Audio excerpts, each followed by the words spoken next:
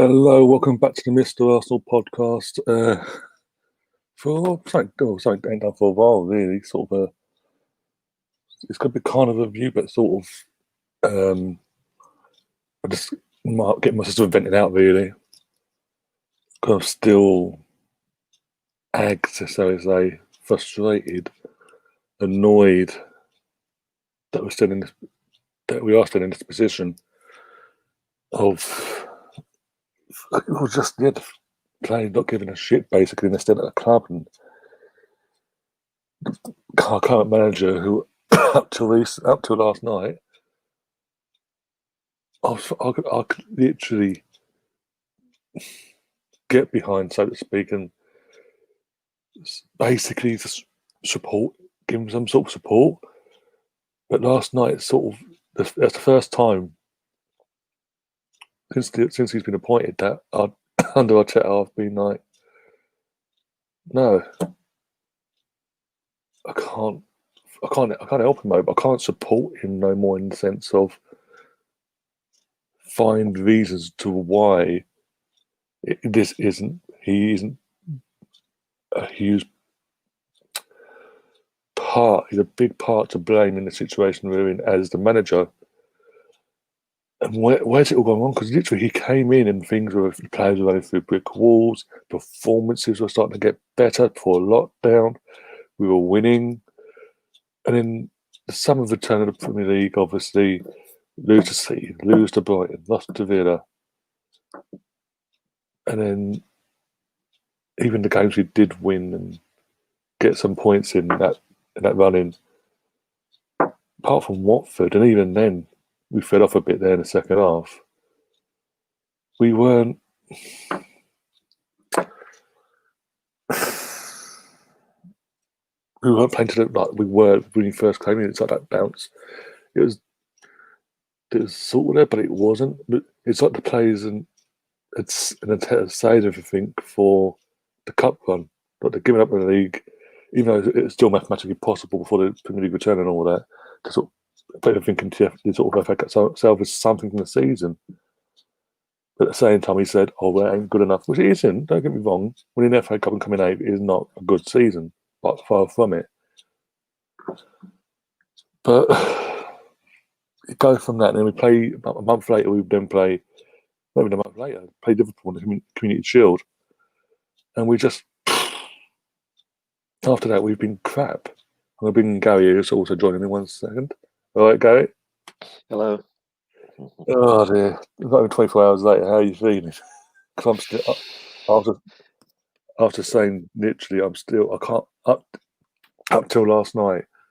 I was able to somewhat defend Arteta and put most of the blame on the players, but it gets to a point where the same things are happening, and it comes to a point now. It's come to a thing now where Arteta's going to have to take most of this blame. We're now 10 games, league games wise, into a season. We've lost half of them already, and we've got the biggest game of our season next week. I think what's going around my head. We've given Man United a load of stick this season, especially after that 6-1 fashion they held at Old Trafford.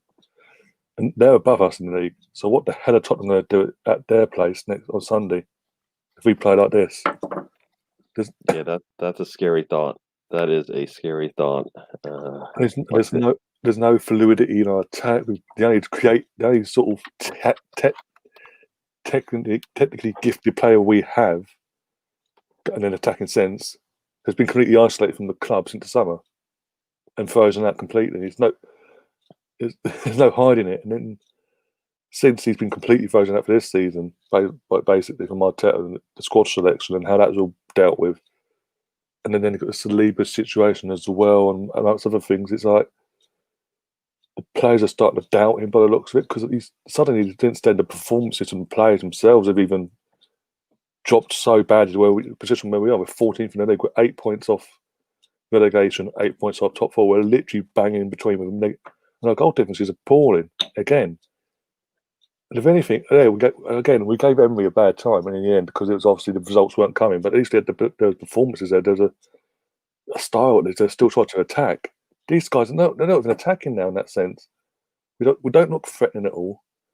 And a few weeks ago, I said about obviously defensively, you've got us sorted now. Fantastic, and sort of go and concentrate on the attack. And since I've said that, the defense has been a bit shaky as well. I'm just like, what?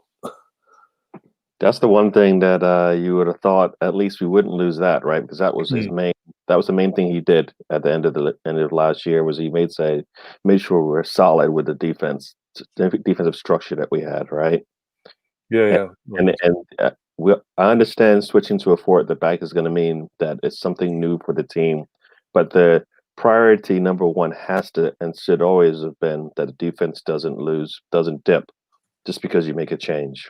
I mean, it can't, or else we're in trouble because we can't. We know, like you said, the midfield is we're not there yet with the midfield. The front line can't do it by themselves.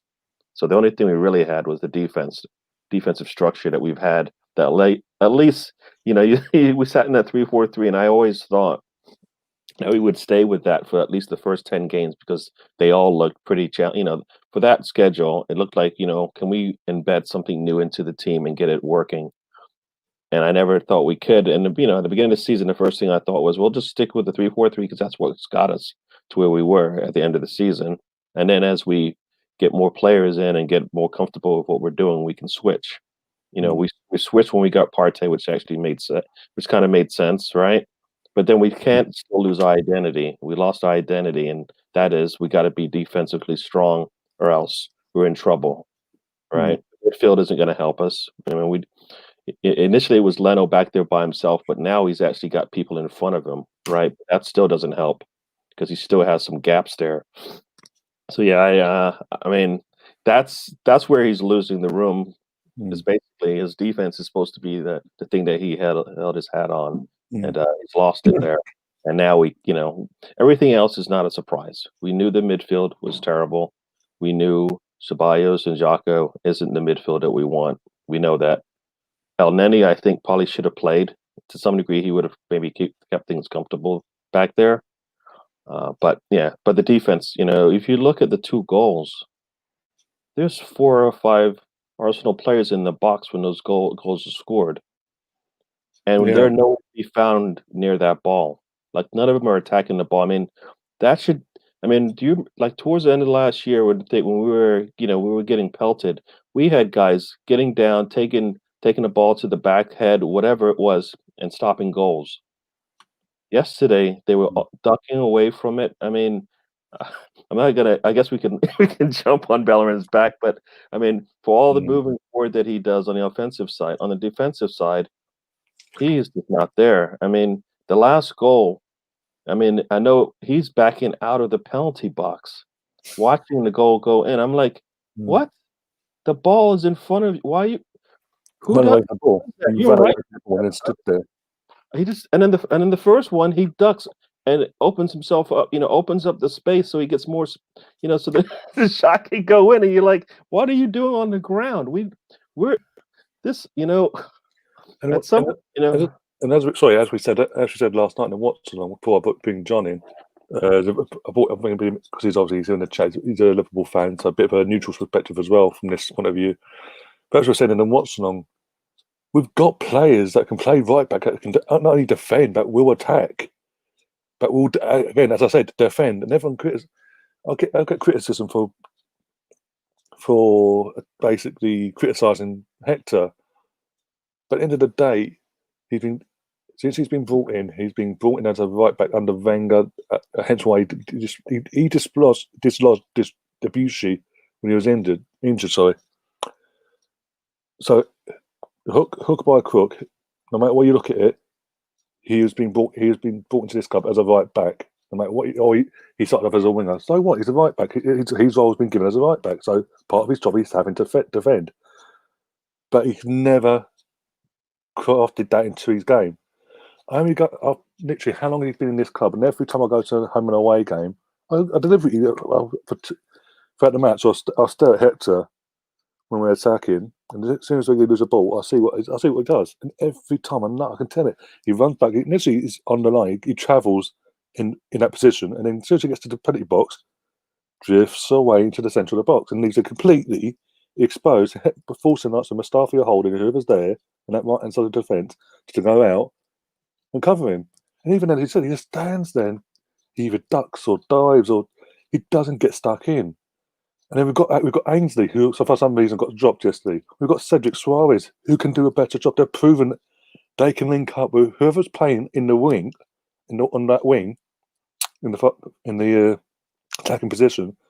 They link up better. They play better. There's a bit of a gel there. There's nothing effective. No matter who you put in front of him, there's nothing there because he can't fucking defend. And that's, again, I'll get criticised, but the crux of it is he's a fucking right back. And as I said last night, it's an absolute disgrace that he has that number 2 jersey. When you look at the players that have had that number 2 jersey, not in my lifetime, but even before that. Yeah, I mean, yeah, some. No, I mean, I've heard multiple pods that he's a right back, but that's not his role, and I'm like, well, then that's the wrong position that he's playing. Then if he's good going forward, I'll take it because he has been the best player going forward. Not saying that the best is good enough for us right now. I mean, because our midfield isn't good enough for us, but we have to play certain players there. But I definitely was surprised when Ainsley wasn't even on the bench.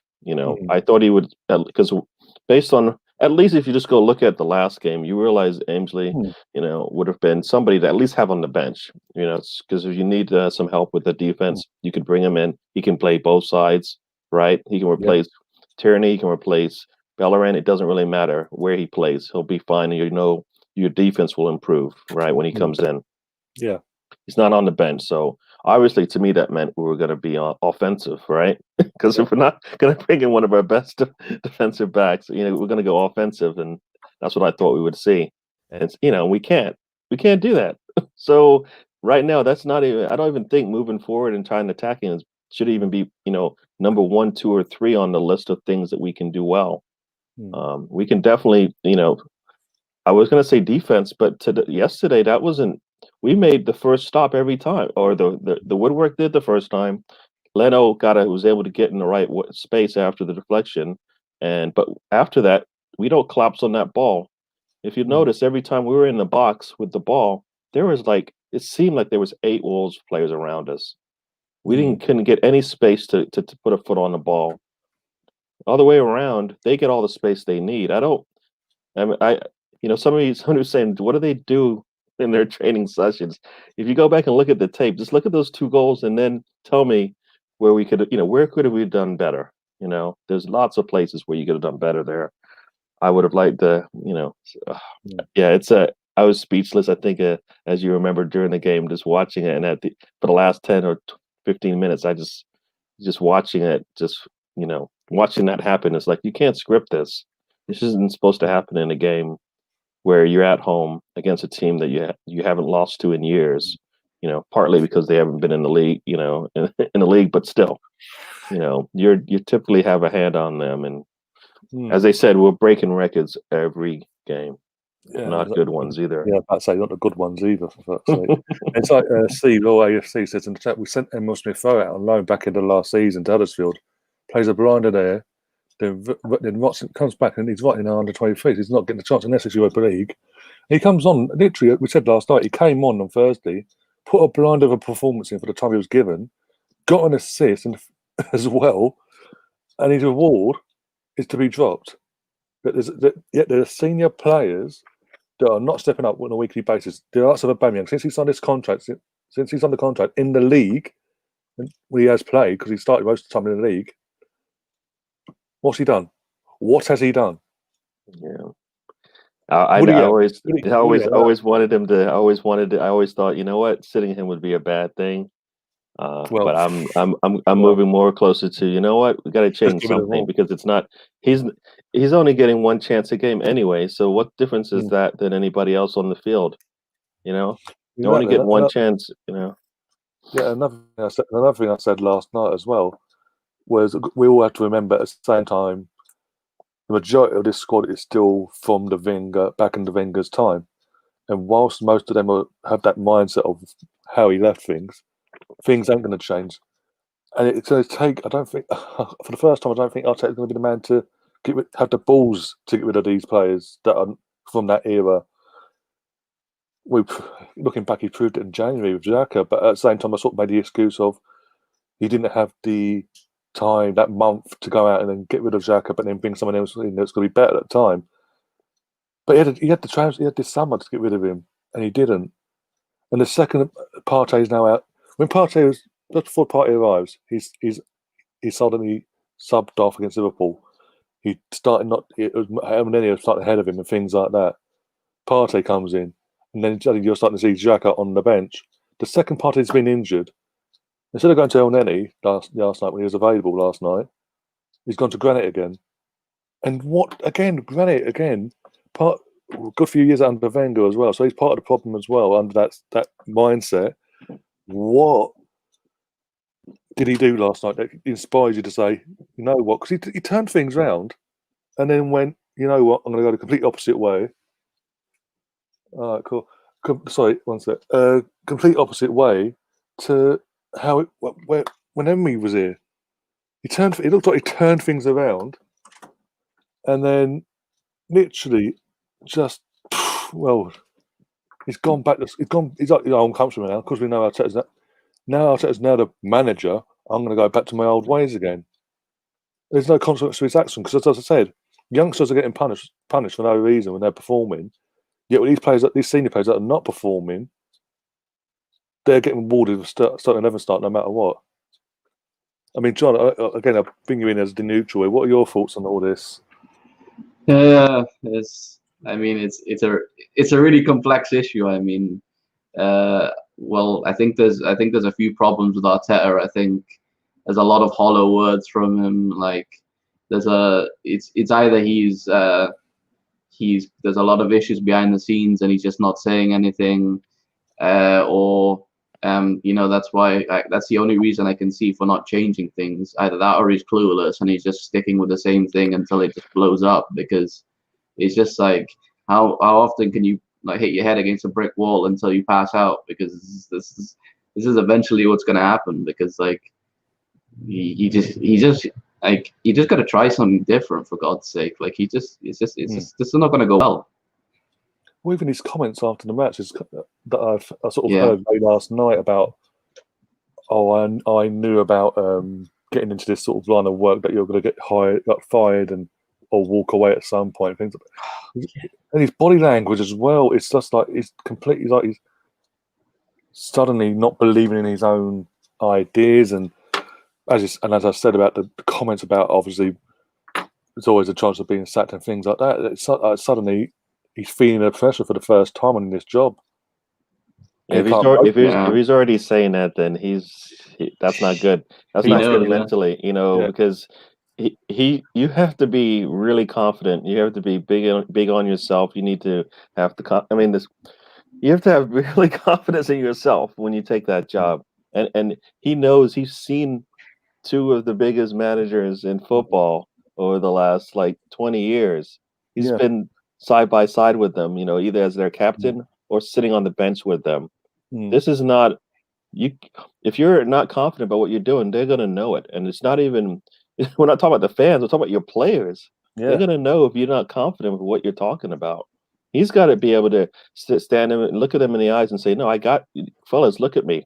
We got this, he's going to lose when, you lose the room, and then what happens? You're in trouble, right? The locker room goes, they're not listening to you. They got to fend for themselves because it's all about survival at that point, right? Because who knows who's coming in when you're leaving, will it get worse? I mean, it could have been, this is the wrong time to start to have what looks like a collapse to begin, right?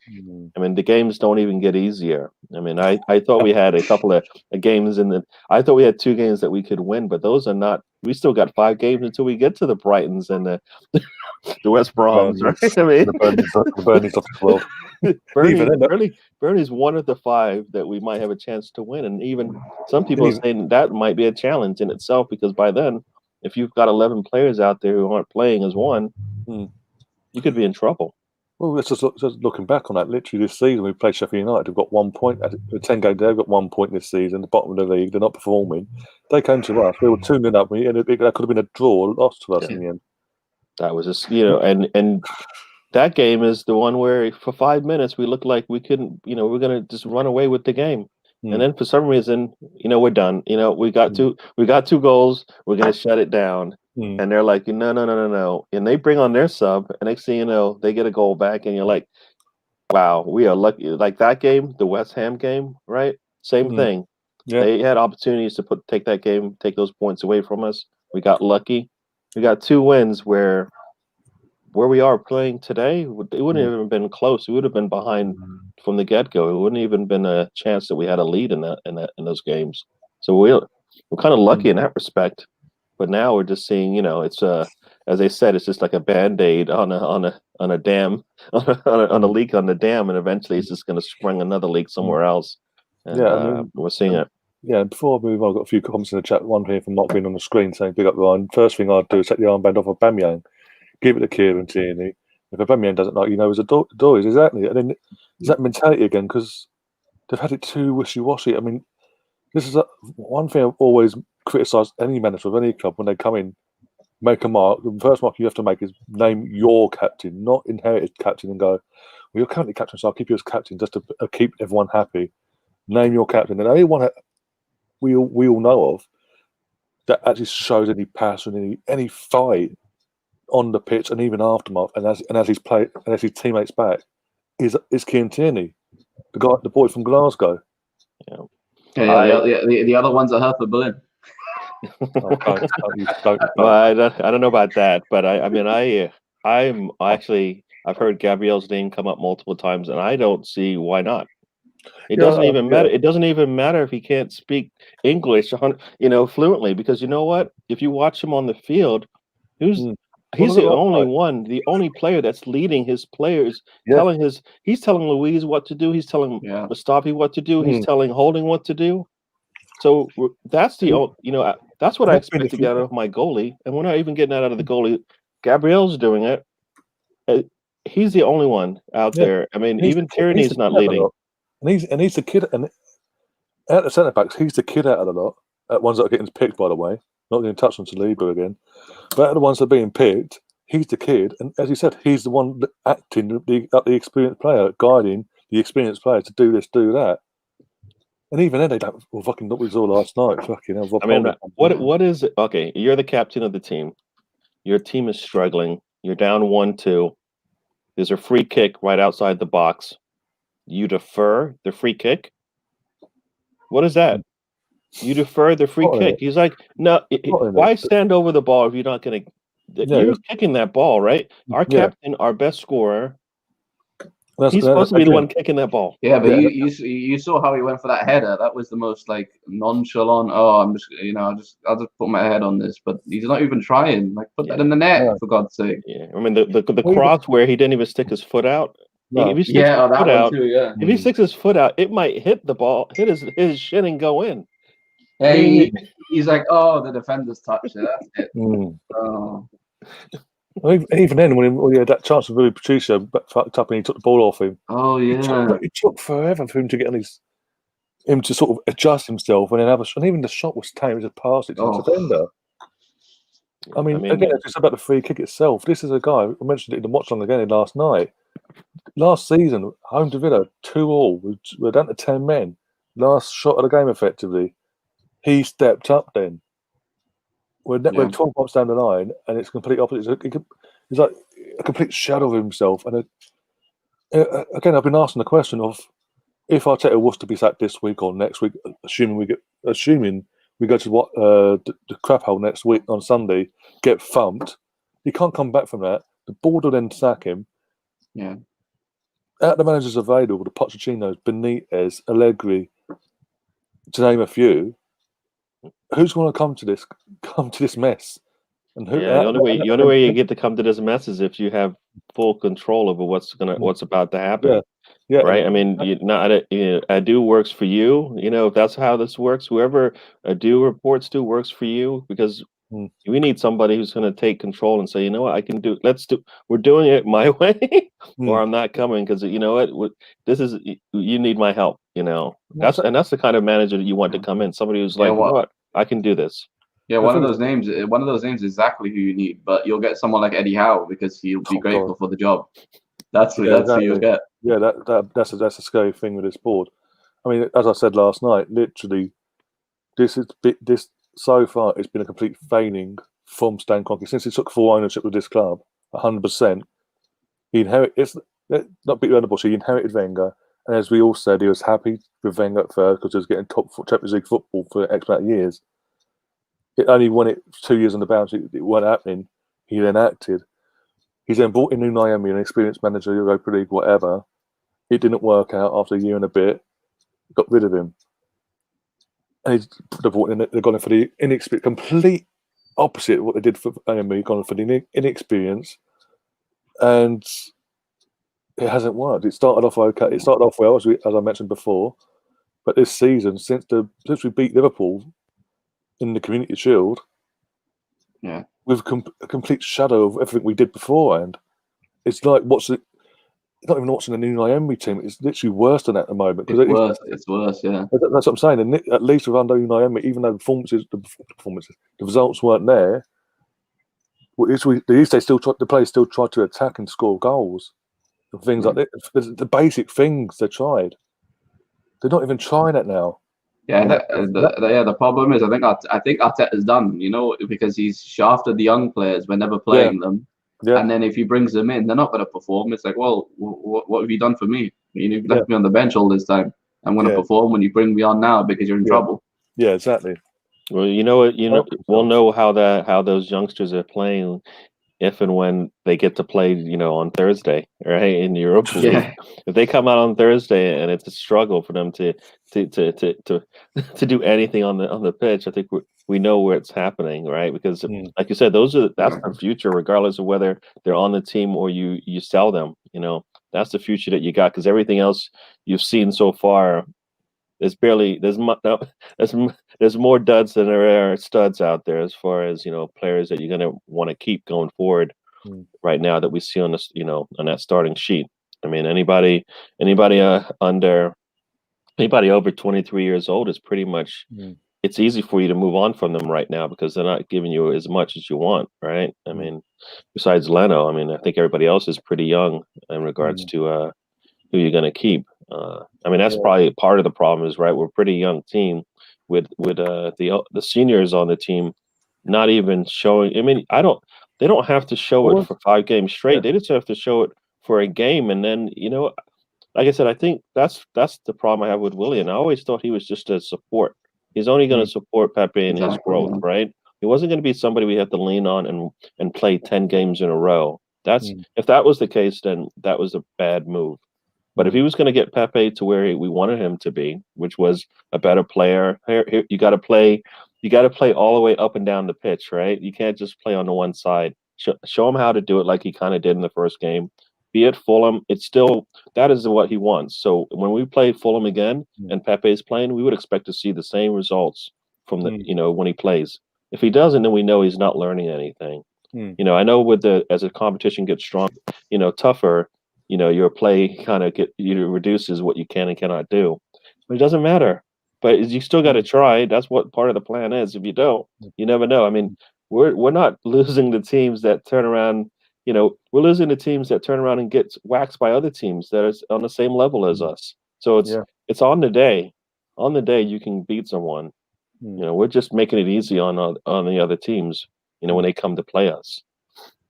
Yeah, you could say. Sorry, go on. I was just going to mention a comment on the screen here from C. Law again saying, if we can offer Arteta $6 million a year, we can bring in Poch, Benitez, and even Rodgers, a manager with experience and ambition, would be seen as a god if they could turn this club around. And I think it's even Benitez. Look at the job that Benitez done at Newcastle with a championship-worthy side in the Premier League. They weren't even backed. It's true. If I can get him, even if it's just to steady the ship and get all the rot out for the next manager to come in after him, if he's what his mindset is. What did I freeze? Just do that.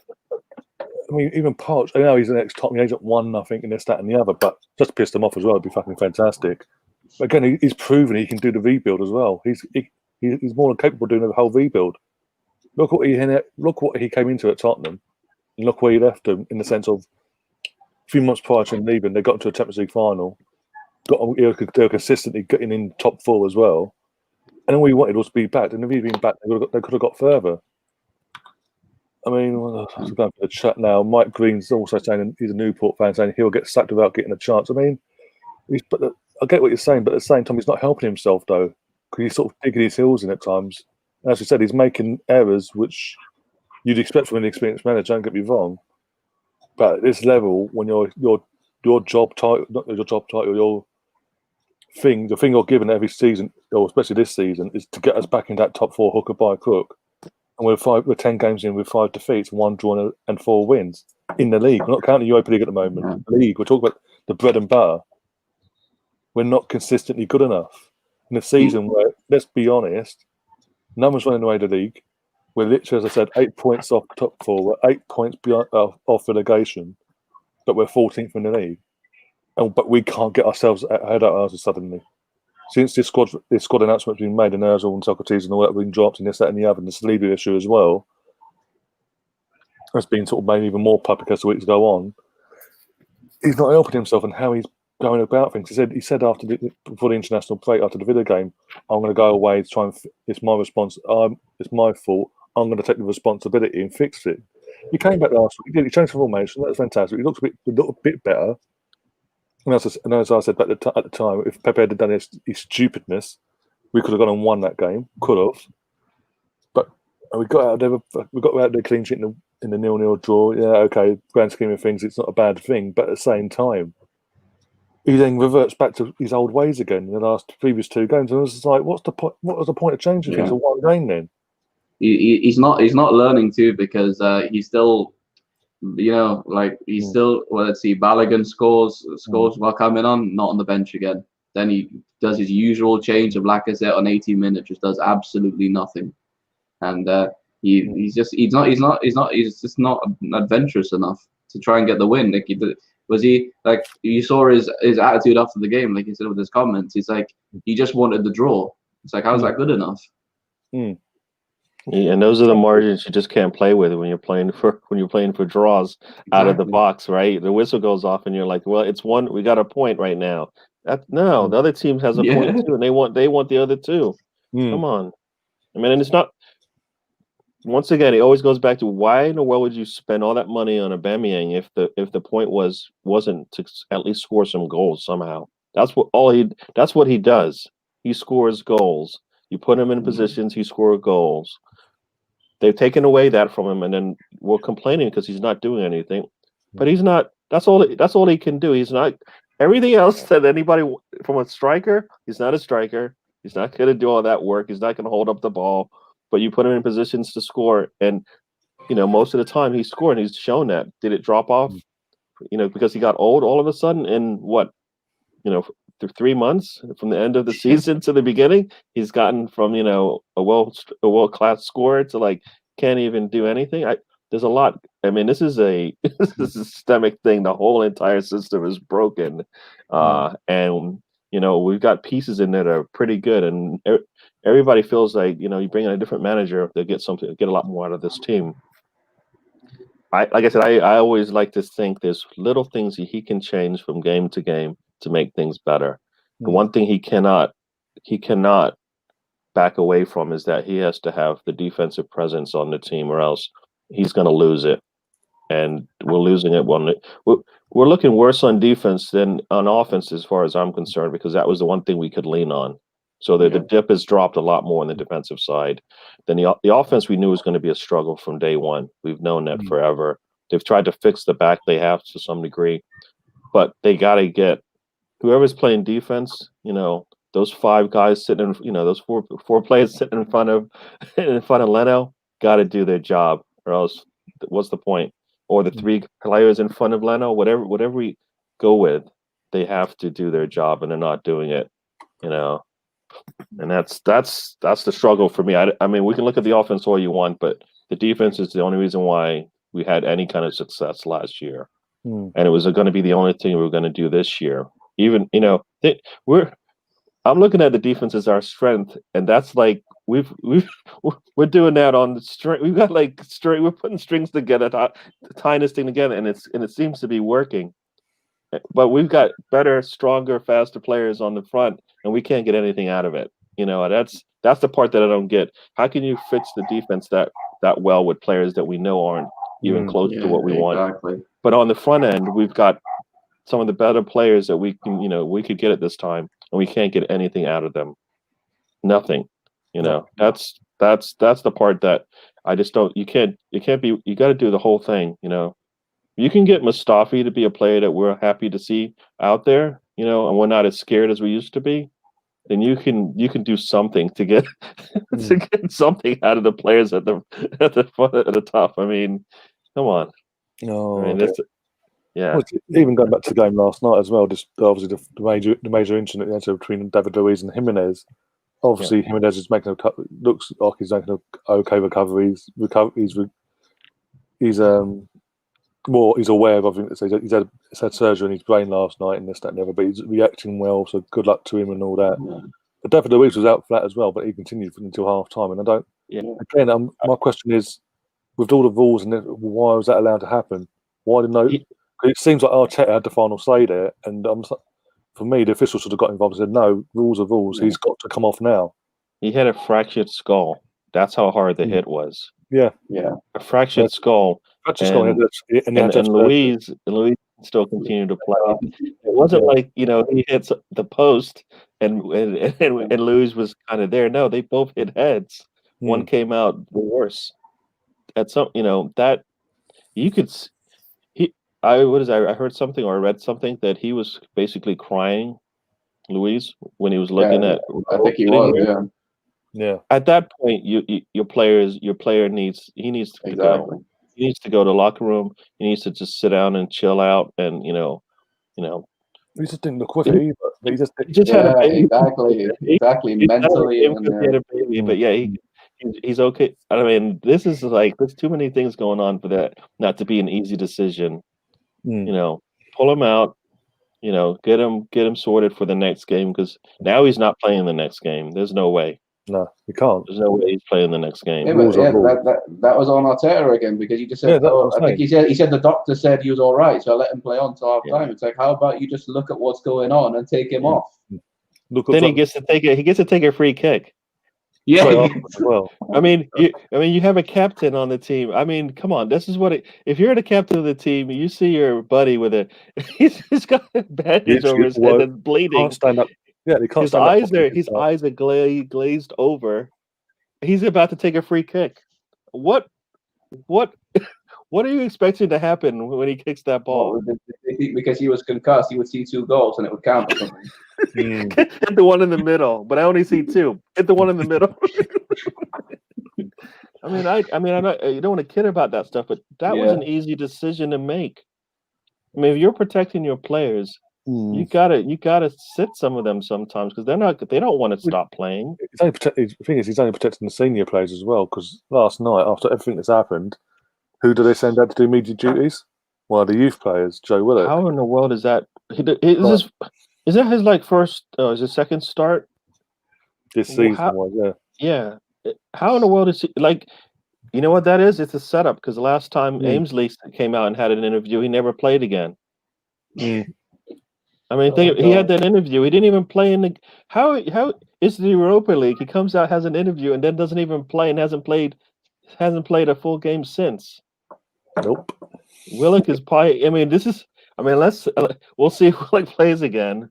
Because personally, I think he was left out to dry out there with no support. Behind him. I mean, Xhaka and Ceballos are awful. Yeah. So So it's like Sam was saying. They're like 2 feet away from the center backs, and Willock's can't even see them because they're hiding behind the midfield. All he can see is yellow and black. He's like, where's my teammates at? Why am I here by myself? We kind of we play that whole donut formation, right? There's a big hole in the middle and nothing. We can't go in there for some reason. Oh dear. I mean, I don't know where we go from there because we've got, as I said, we've got the big one this Sunday coming. After obviously got Thursday come first. And I sort of said it last night. It seems that the only thing that's going to save him at the moment from being sacked is that we're doing well in the Europa League. That's not good enough. The bread and butter itself is a league, and we're doing shit in it. We're pretty much in between a relegation battle and fucking battle for top four. We're nowhere near top four level because also said it does seem suddenly, it may seem reactionary, it may seem harsh, but to go with Southgate, he's the Spanish Southgate because literally, if you think about it, any decent opposition we've come up against this season, we've lost against. And that's a criticism we've thrown at Southgate. Any decent opposition he comes up against with England, we lose. It's like we've got the cheap Spanish Southgate. And it does my head in because he's got even the football's of that standard as well. All of a sudden, it does my head in. And coming to Sunday, I'm not in any way any optimistic that we're going to get anything out of it, but an absolute arse beating. Basically, look what they did to United at Old Trafford, and United are above us currently in the league. So if they can do that to them, what the fuck are they going to do to us on Sunday? And that's a derby as well, so they'll be more fired up for it. Yeah, you've got fast wingers against Bellerin and Tierney. You just got ripped yesterday, so I wouldn't.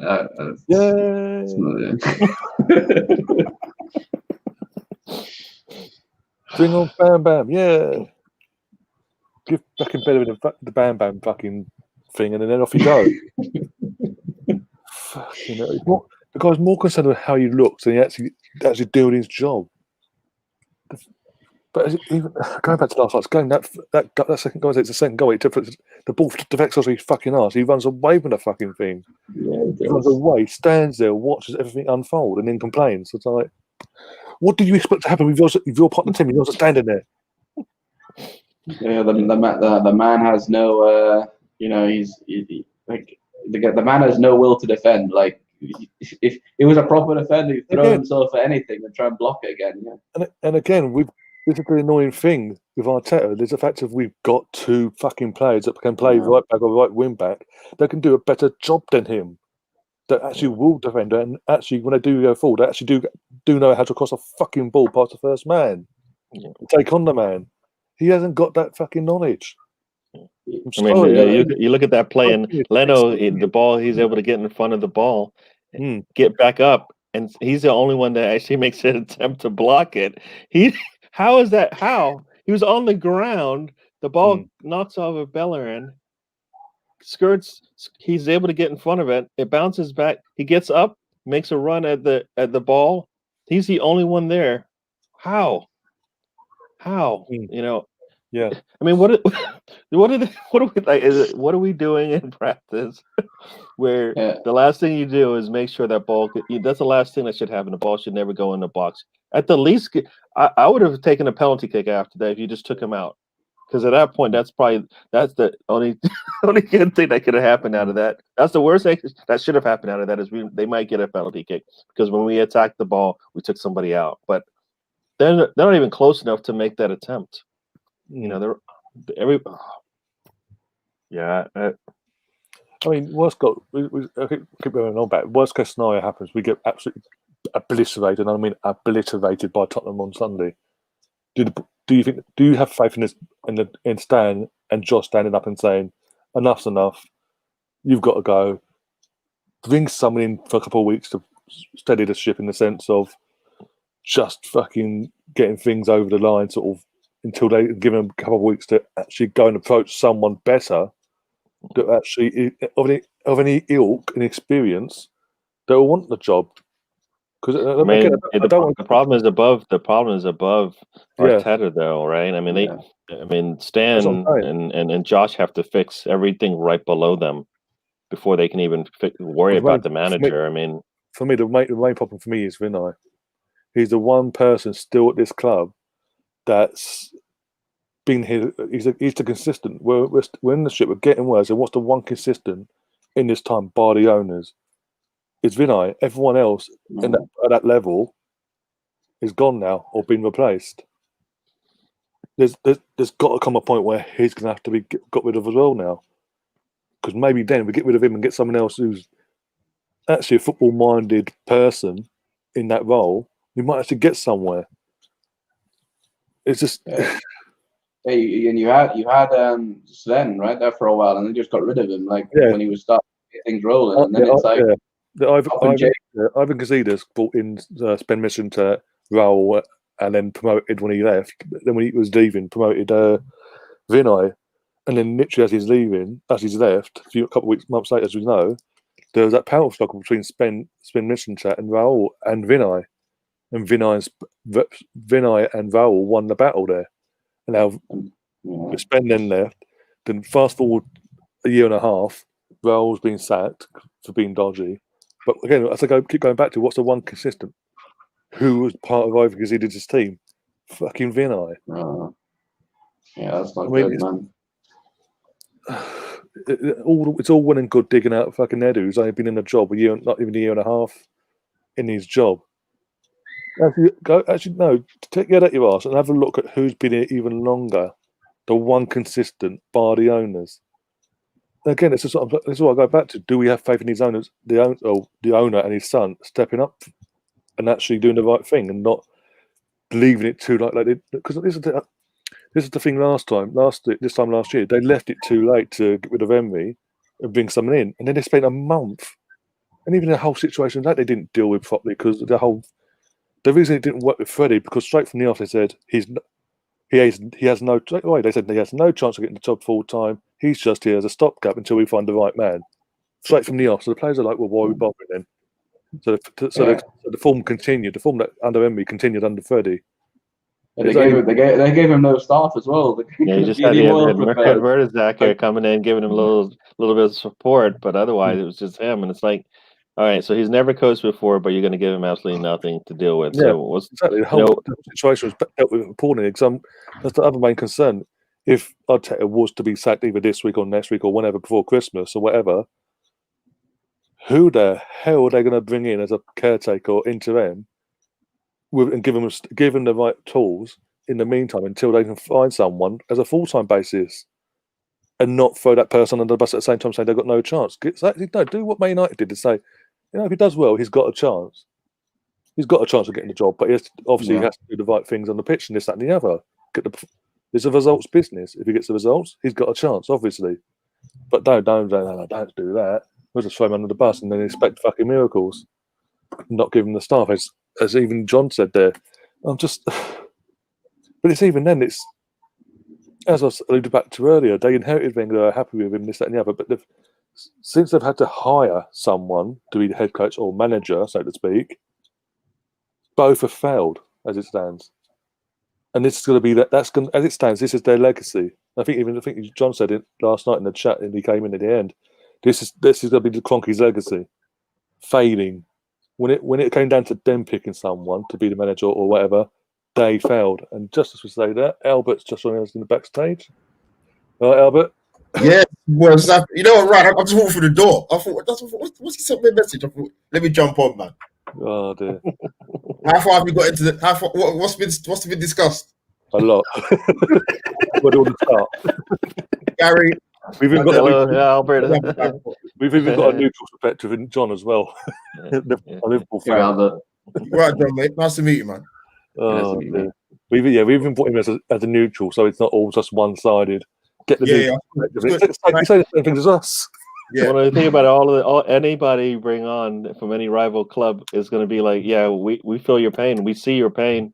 Either we've lived it and we know where you're coming from, or we can just see it because it's pretty clear as day as to what's going on and what's not happening. All right, I like to hear from other. You know, the thing is, Gary, I like to hear from other fans at other clubs, because when the Arsenal fans when they turn on each other and over stupidness, let's be honest, like players that are at the club, like, come on, man, like, they're not good enough. Like, why are you taking it so personally? They're not good enough. Give me, I always say to people, all right, give me facts as to why you think this player should be in the team. And they can't tell you. No, I can't. And you know what players I'm talking about. You want me to rule them off? Knock yourself out. We've probably named them already, but knock yourself out. Yeah, well, Xhaka and Bellerin are the two main examples. Forget Ozil. Ozil's that to me. you can talk about that in isolation. But in terms of those two players, there's sections of the fan base that consistently defend these guys time and time and time again. I'm sick of it. Yeah, well, as you saw last night, I fucking went off on one. It got to a point. I'm sitting there watching the game, making sarky comments against them because they're making stupid fucking mistakes that does my head in. And as I said last night, it's an insult that fucking Hector Bellerin has the number 2 jersey. End of. He's not a right back. He cannot defend. People go, "Oh, he's a winger. He can't even fucking cross the ball when he attacks. He can't. When he does cross the ball, he doesn't even beat the first man." The stat is we had 33 crosses. 33, and how many attempts did we get out of that? I mean, you put them in the right situations and they can't do it. So maybe you put somebody else in the right situations. Maybe they can do it. I don't know. Gary, you know how silly it's got amongst the fan base. You've seen it. Like even when we played Rapid Vienna away, right, and we bought an Aubameyang and Bellerin as subs. Now I'm not being funny, right? I play football at a decent level. I think my nephew could have done that assist to Aubameyang. He rolled it like 4 yards. I thought, what? And people were jumping on Twitter to praise this guy. Oh no, he's got 3 assists this season. He came from the other idiots go, "Oh, he came from our academy." No, we brought him from our own academy and put him integrated into our academy. Exactly. Oh, he's a Catalonian with a Cockney accent. Fuck off. Does that mean he can defend? Does that mean he has to play for Arsenal? This is Arsenal fucking football club. You notice that all these people that say this are the younger generation that haven't had that experience like me, yourself, Gary have experienced the Invincibles, the double winners, the things, and them sort of nights. Even going back to the 06 Champions League final, even though we lost it, them sort of moments, it's the ones that they're used to. They know nothing more than just mediocrity. Let's be honest. I have been shielded from some of that because I've been over here in the States. But the one thing I do is I look at what I see on the field because that usually answers the questions for me. What am I seeing on the field that actually tells me that we're doing the right things or not? You say John's a Liverpool fan? Did you say? Huh? Yeah, I'm a Liverpool fan. Yeah. Well, John, let me ask you a question. Right, like the thing is, when I was on Arsenal Ross's channel yesterday, like another gooner, big up Ross. So, and I thought about it. Someone mentioned to me actually a few days ago, or maybe a week ago, I can't remember. They said, if you go back to the Europa League final, right, we played Chelsea. There's only to forget the bench, the starting 11. There's 8 players that are still at this club. The only 3 that have gone, John, right, is Monreal, Petr Cech, and Lauren Koscielny. All the others are still here. Oh dear! And that tells you all you need to know. Yeah, there's so many wasted spaces in the Arsenal side. Bring on Sunday, everyone. I mean, one of the things that I've been saying is that at the least, if we don't find a starting 11, at least improve the depth on the team. Yeah. Right. That's it. Because we're not going to be able to spend like most teams go out there and spend all these players. But when you turn around and you look at how much is being spent, it's not big money. Look at all the Chelsea players that they pulled. How many of those are not in the range of the players that we can pull? As far as cost, they don't cost that much. We just don't want to take the risk on them, even though to some degree they're going to help our depth anyways. Right. Yeah. It doesn't matter who we bought; they would have helped our depth. We went out and spent money on older players. I mean, the bulk of our money went to older players this just go around, right? We've invested in Aubameyang again. We put money in Willian. That's a lot of money for we're not going to get it back, right? Right now, we're not getting it back unless something changes. Aubameyang is the only one we're going to get money back from if and when that if they decide they want to move on. John, I was going to ask you. Sorry, Gary. John, do you see comparisons with Arsenal Liverpool? Because a lot of the Arsenal fans make a lot of reference to Liverpool. Now, I'm not a Liverpool fan, so I've never. Was you ever at a stage at your club where you was overpaying your players in terms of wages? Well, I definitely probably under the last ownership, and I think that's where the similarities definitely are. The former ownership was terrible. But and we had a lot of dead players as well, which we had to ship out. The problem is that you lot are not shipping them out. Thank It's you. like Mm. it's just not happening. I mean, it shows you how bad you've been when Willian was your best attacking player yesterday, and the guy hasn't performed since the first game of the season. Like, You it's know shocking what? stuff. You're right. You're right. I watched it back. I kind of listened to a lot of what people were saying in terms of like their opinions of the game, and even some of the Arsenal fans are saying actually one of Williams' better halves. He got subbed off as well. He got subbed off as well. Yeah. So I don't know what's going on, mate. We've got so many issues. Like I was saying on Rossi channel yesterday, like I've never known a football club in my lifetime, Ryan or Gary, but where if you look at some of the stats against Arsenal, it's frightening, man. Like Leicester hadn't won at Arsenal for over 40 odd years. Wolves come to our match yesterday and win for the first time since '79. They say our worst start to a league campaign is after 10 games since, is it 81? 82, 83.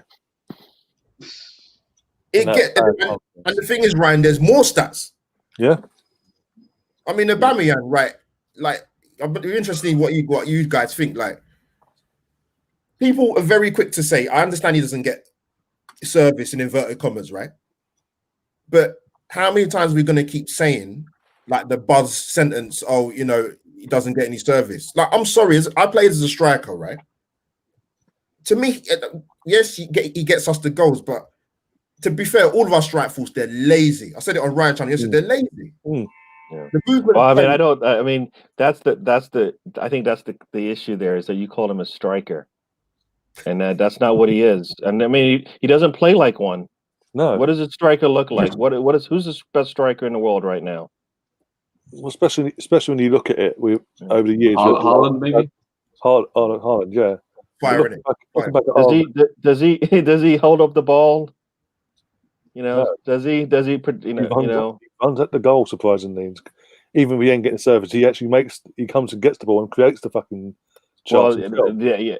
And that's not going to happen with Aubameyang. We know that. We've seen it. I mean, he can run all the way to the goal line if he wants, and he won't do it. He's capable of it though, right? Didn't he do it against City? He scored from outside the box and dribble past the player. Like, he can do it, but like it's not there consistently. Yeah. I think it's kind of like he does those as a one-off every now and again, but it's not part of his game, is it? Like even yesterday, or Ryan, on your live stream yesterday, right? When we had the free kick, I think it's in the second half. Yeah, second half. Yeah. I'm not saying there's different types of captains in it. You don't have to go around, you know, beating your chest and whatever. But for me, as a captain, as the main go-to guy, you tell Willian to piss off, and I'm taking the free kick. I said, if you're the captain, your team needs a goal. They need some opportunity. When do you step up and say, you know what? I got the ban for a reason. This is the reason right now. We need something positive to happen. I got this. Like something. You know, he doesn't provide. He might provide it on the practice pitch, right? But what does he do during the game? We need him to come up and say, you know what? Give me the ball. I'll put it in the goal. That's it. I mean, that's what we've seen from our past scorers and strikers, right? They get the ball. They put it in the goal. It doesn't matter how it gets in there. They get it in there. He doesn't want to spend the extra, doesn't expel 110% effort to put the ball in the goal. It doesn't matter. He can get past anybody. We've seen it. We've seen it. He can make space for himself if he needs to. He can use both feet if he has to. I know he can. But no. I mean, the comment here on the screen from Dublin and Heap says, Gary, Uber was a poor investment. When Wrighty was with him at the signing, obviously, his new contract, he said he wanted to be a legend. It said everything you need to know about Aubameyang. His mindset is all about him and not the team. Okay. Yeah. No. I like I said, it's a poor investment because they did absolutely nothing to support him. You know. Yeah. I mean, if you're going to spend that money, then you got to support that plan, right? I mean, we kept Leno. And everybody said it was probably a bad move, but then we got Gabriel. So maybe that was part of. I mean, maybe they just messed up and somehow they got lucky and Gabriel worked out. But they protected the goalie with that move. At least that's what we're seeing. So maybe But if you're going to make that move, you got to support it, and they're not supporting it, and that's why it's even worse off than it was before. They expected him to do things he can't do. or hasn't done, Hmm. and put him in a situation where that he has now. So to some degree, the team's at fault. He took them. He's gonna. Why wouldn't he take that money? They got scared, right? They thought he was gonna leave. Every move that we've seen where a player may leave or may stay, Yeah. it's always backfired for us because ultimately whatever happens, we get found out and the truth comes true, right? They stay and they're terrible. They go and they succeed. They play better. I mean, Torreira left and he's starting, right? What? Mm. Wait. How is he starting? Wait a second. A minute ago, he couldn't play for us, but now he can go start elsewhere. Hmm. Guendouzi is out there doing what he usually does. Guendouzi is more the manager and their relationship than anything else because the players got the talent. Yeah. We know that, and you know what you're going to get with him. He's going to be out there, just going crazy. You gotta curtail that, control it for your own purposes because it's a good player in there. John, That's what you're going to get with a young. That's what you're going to get with a young manager, though, a young coach. He's not going to be able to control players like that. I mean, yeah, John, I was going to say, are you surprised by what you've seen with Arsenal this season? Honestly, Yeah, I am a little surprised to be honest. Yeah. I don't think you would be this down the table. Yeah. I think you'd be. I thought with Partey you'd be a little higher up. Like your position would have gone up a little bit in the table at least, and you'd be, maybe have a stray result here and there, but not like this. This is definitely more than I expected, and I mean, more to a point about Arteta that I think why you're going to struggle is one thing we've always seen with him is like your bench. Like you have so many of your standard players on the bench that haven't worked before. As we've said, he never puts his players in form on the bench. Like I said before, Balogun should have been on the bench if he just scored a goal. And like, how is the game ever going to change? You're bringing on these same old players that never do it, and they're completely out of form. It's just like if I'm going to compare him to a player that we had. If Arteta was in charge of Liverpool and Jota scored, he wouldn't be on this form right now. He'd be dead on the subs bench. Yeah, because he never got reward for doing well. Yeah. I mean, when they brought Jota in, and he played against us, right? Yeah. And they got their money's worth. He didn't. I don't know if he started again the next game. I don't think he did, but he was on the bench, right? He didn't lose his spot, and now he's a fixture there because they need him. I mean, you bring these players in, they got to play. I mean, that's when we brought Partey in. We were like, okay, we're expecting him to start the next big game that we have. He played for 7 minutes. 7. Yeah. 7. We spent the most money on anybody, as far as bringing him in. He played 7 minutes. What is that? That doesn't show. I mean, what kind of confidence does that show from a coach? You don't bring a top player like that in and give him 7 minutes in his first game, the first big game. I mean, Gabriel is having a really good season. We have our big game. We sit him. What? He's only going to get better if you play him against the big teams. I mean, and he's shown that he's worth it. I mean, all these little moves, I think, like I said, it's always easy. It's easy decisions. I mean, Gabriel's playing well, you play him. Partey comes in, he's supposed to be this, an answer to one of your big questions, you play him. Yeah, Software in the chat is a West Ham fan saying, not saying you lot, but most of your fans wanted Wenger out, not really realising that the board wouldn't be good enough to get a replacement and all that. Well, basically, a good enough replacement, and you haven't even improved since he left. And we're now on our second, as you said, we know second manager. He goes on to say, I think you sort of kept Ramsey and Giroud. They were brilliant players, but they weren't brilliant players, but they also played for the badge. Giroud would have been a better fit in this system. Yeah. 100%. Well, that's what we do to Giroud, right? We play the opposite system that he needs. I mean, he's sitting on the bench. We're making crosses, everything like that. We bring him in, and we can't put a cross in at all. When he's at the club, we're playing across the fucking floor. He plays the whole game. We don't put a cross in. He gets pulled. We bring in another striker. Now we're putting crosses in there and nobody to connect on the headers. It's like we just never can get it right. And then when we did get it right, we saw good things, right? But it didn't happen enough. No, but you were going to say something like this. Sorry. Yeah, right. I see it in the chat. Like, I'll give you 2 examples of players that I would have taken at Arsenal in a heartbeat. Ryan, I know you watch SPL, so I know you probably would agree. We've seen Doucouré's gone to Everton for me, which was a no-brainer. But I couldn't understand why Arsenal didn't look at him. 27 years old, Premier League experience. He's not over the hill. He's a player that we don't have at the club or in the team.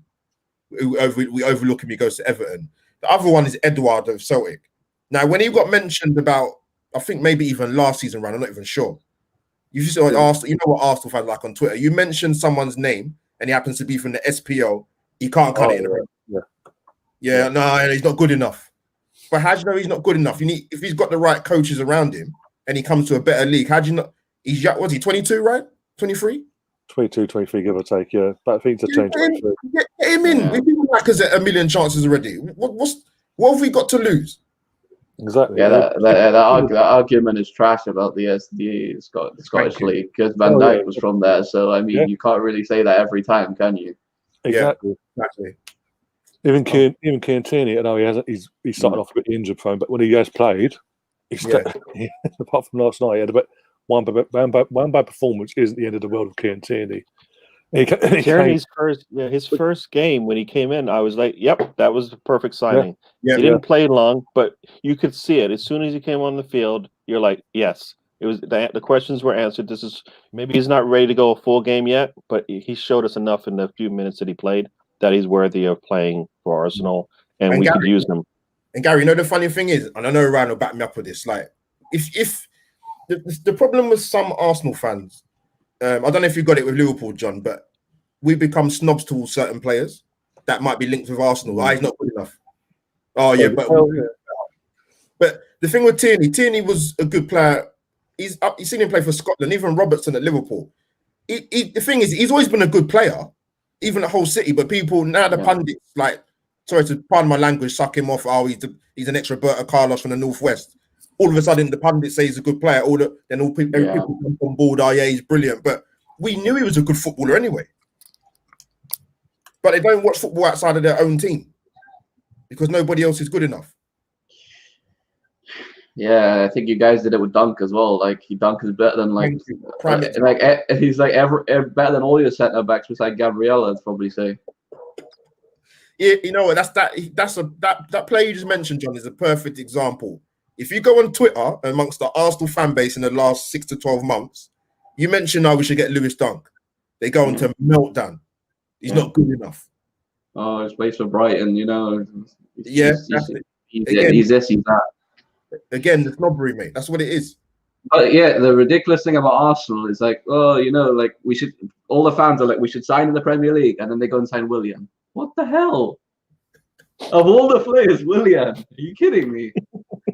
And it's funny because you know what? It's like a lot of people say they're right when Arsenal were not learning their lessons because you signed Willian on a 3-year contract. He's 32. That's a huge outlay in terms of wages. Yeah, it's a free transfer, and obviously you re-sign Aubameyang for another 3 years. That's a big outlay on two players that are 31 and 32, man.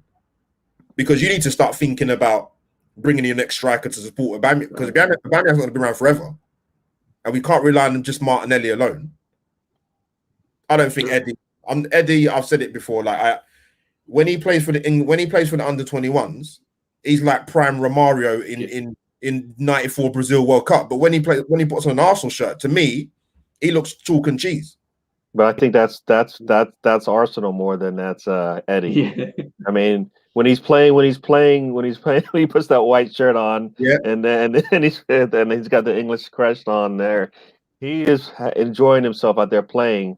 You know, he's putting himself in positions to where he can get the score. And yes, maybe they're easy scores, but we don't even have the players there when the ball does come in. So to say that he's just sitting there sniffing, getting easy goals. Wait, you know what? Somebody's got to be there anyways. Why not you? Why not Eddie? And he doesn't do it when he plays for somebody. I think the structure that Arteta has kind of is it's reducing down any kind of threat we have on that goal. For some reason, we don't want to threat the opponent's goal. Why not? I mean, as they do it to us. I mean, just look at all. Anytime a goal goes in, look where we are. Yeah. Look where they are. Look where the opponent is. They're bringing in anybody they can to get a goal. It doesn't matter who kicks it. For us, we're all standing on the outside looking in. It's like, no, get in there, have some fun, put a goal in. Yeah, I think This is supposed to be fun, right? Yeah, They're not having any fun out there. They're not even trying. Usually, you let your team go. You say, you know what, just go out there and try. And, on the defense, we're going to work, but on the offense, we're going to have fun and move that ball up there and get a goal in. It's got to be fun. They score and they barely smile. They're not even happy with the goal when they score. Yeah, you see some of the guys in the chat. Exactly, I don't know if they're all Arsenal fans in the chat, but they come out with some good players. But the problem is, when you pitch that amongst the sections of the Arsenal community, they go into meltdown because nobody's good enough. Yeah.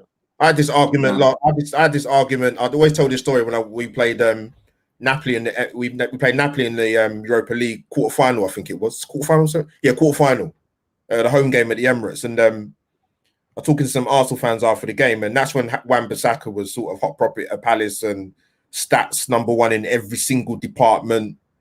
I said, "No, we need someone like him." Before I finished my sentence in his name, "No, he's not good enough. No, we don't need him. We got Bellerin," and that was then.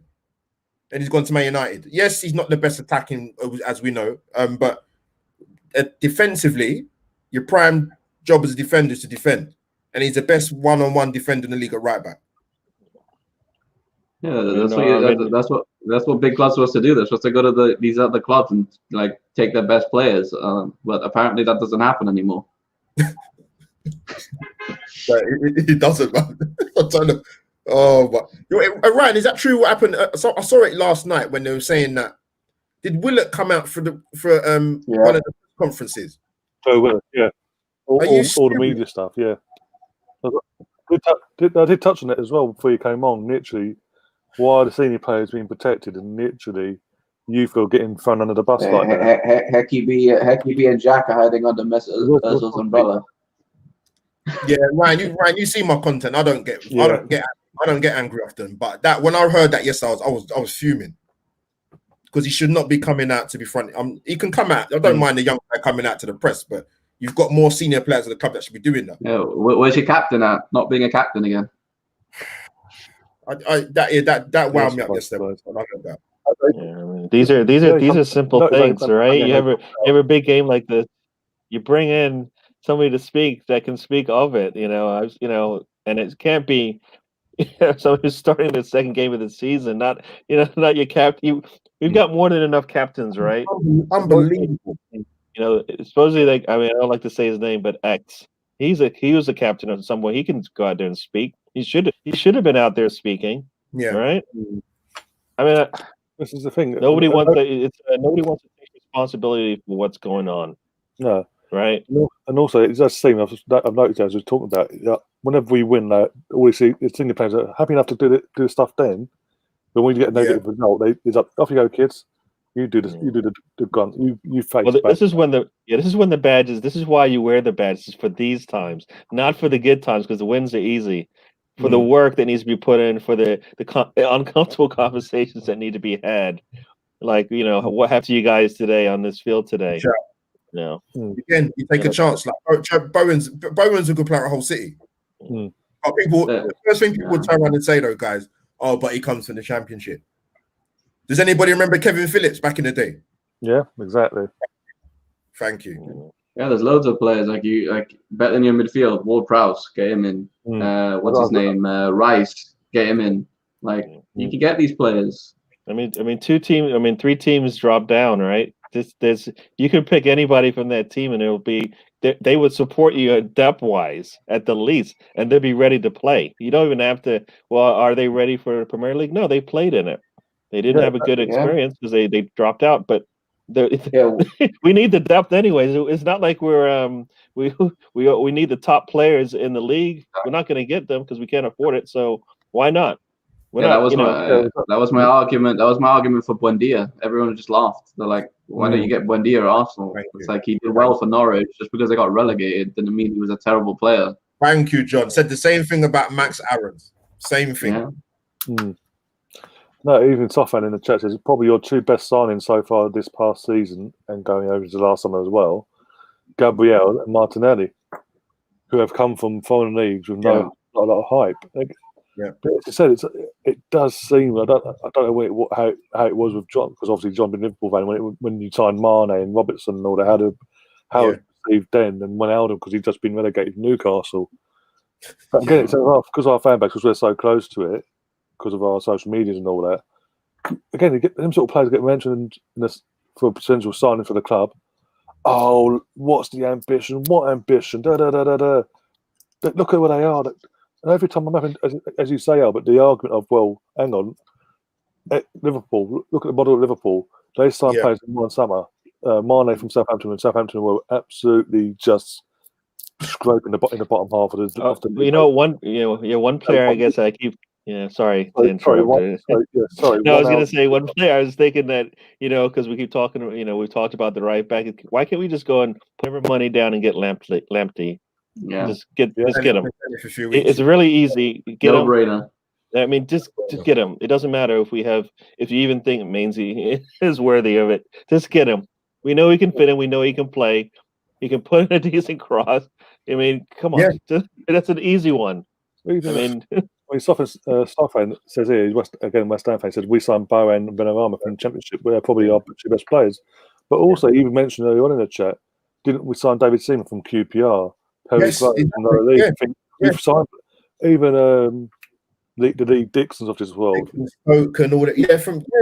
100%. Steve Bold, Nigel Winterburn from AFC Wimbledon. Well, Wimbledon, what is AFC Wimbledon now? But Wimbledon back then. We've gone to them sort of them levels of clubs to recruit. Nigel Winterburn. Yeah, Nigel Winterburn.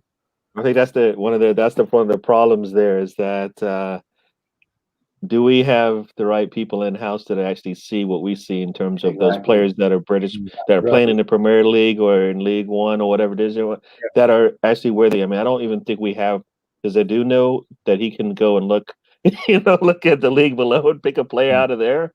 I mean, has he done any? I mean, you don't even have to fly for that one. Exactly, snobbish. Keyword, mate. True. True. That's it. Yeah, as Mark Green says about we are snobbish. We think players are beneath us. Luckily, Twitter wasn't around when Perry Groves signed from Colchester. Ian Wright from Crystal Palace, John Hartson. Bloody hell, John Hartson. Also from Luton. We've got this history of going to them sort of levels. The lower clubs, not only just in our league, in lower leagues as well, other leagues as well in England, bringing them into the club, integrating them, and having success. And Alan Smith, Smudger, love Smudger, man. Love Smudger, always. Yeah, that's the tough thing though. Like as fans, like you have no idea what's going on with that. That's probably all a mess. There's probably nothing there. No scouting, no like the board beneath are not doing anything. Like it's like, how do you know? It's all guesswork, isn't it? George Graham came in and kicked some ass, man. He didn't mess about. He literally. Charlie Nicholas, Charlie the Champagne Nicholas out. Gone. Rick, all them guys. Gone, man. Rick Sampson, any experienced player that weren't stepping up, gone. Between him coming in and in that season, he got rid of them because they gave him a chance. They didn't meet the standards, and he got rid. And as he said, and as even Safan says in there, Mark said in the chat, we've mentioned it. He went and recruited within the league and lower league of England. And look at what happened. 89, 1991, the European Cup, the cup, the double cup winning season. All that success based on what he had to do. It's like, as you said, as we've all said, the snobbery in the fan base for modern day football. I don't know when it's in me. I don't know when it's probably always been there, but for me over the last few years, it's got worse. It's more out there because obviously where we are, how can I say? Because obviously it's social media now. Because social media's come along the last 10 or so years. We see it a lot more because it's more out there. And even John in the chat, 88 says Ian Ross came from Chester to go to Liverpool. You know what I mean? Yeah. I mean, football is football, right? It doesn't matter who you're playing with, what league you're in, what part of the world you're in. It's the same thing. If you look like you got talent, you probably do, right? If you see something in them, especially if you realize it's going to fill a need. I mean, that's the thing. I mean, we need players that are going to fill a need, and we need lots of them right now. I mean, we probably got about a handful, if that, of players that definitely will be here. But then going forward, we're going to need, we're going to need to change a lot. I mean, you know what? They shouldn't even care what we think. That's the problem. They care, and they care what we think, and we shouldn't even have a bearing on where the team is going, what the team does, but they care. The marketing team is running the team, and that's where you have problems, right? This is a football club, and you got your marketing and your and your PR teams running how things should look based on what we're seeing. Gary, and our PR team's terrible at Arsenal. They are. They're one of the worst in the league. They are.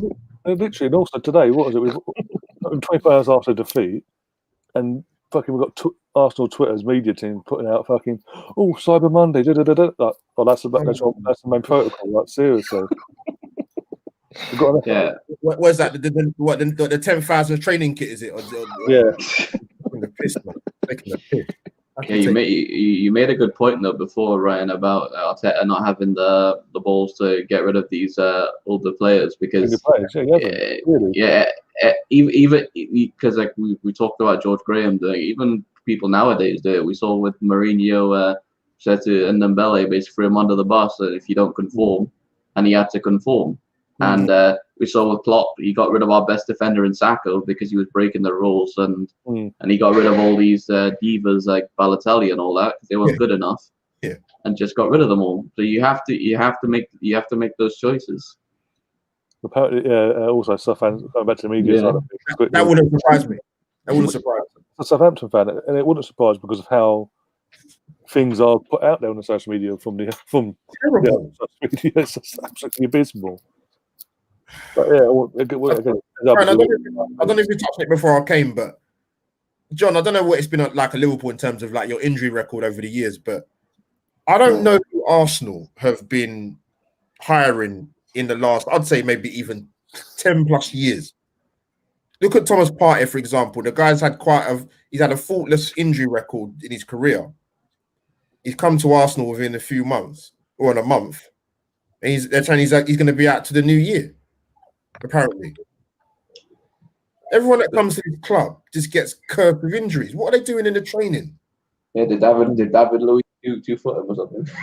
I don't know what's going on. It is. I think to me that clearly has not been addressed properly because yes, players get injuries, but with Arsenal, it's too frequent, man. Players come to our club, and within a month, 2 months, there's injury problems. Ridiculous. I mean, Southampton's also saying, to be honest, football manager's not so easy to get into a team and get rid of all the. We're not saying get rid of all in one here, but start making a sort of dent in them. Yeah, chip them away. Yeah, get rid of one at least every window. Yeah, he's had 2 windows. He's not good of one of them yet in terms of the actual senior players. He's loaned out Guendouzi, he doesn't like clearly. He's then loaned out to Toya, who's in the first. He's now first team. We weren't doing good enough for Arteta, but now good enough for Simeone. Yeah, it's just like like I said, these are small little changes. He doesn't have to make a big change. Just to make small ones. We know we need to get players out. We know we need to get players in. We're getting the players in, but we're not getting them out, and that has to be just as the high priority. It's got to go both ways. We got to figure out what our starting 11 is. Do we know what that is? What is our best formation? Do we know what that is? And I'm going to have to go in a couple of minutes, but I always thought that since we did finish the season with a 3-4-3, we would continue with that until we got everything we needed, and then we can make the moves.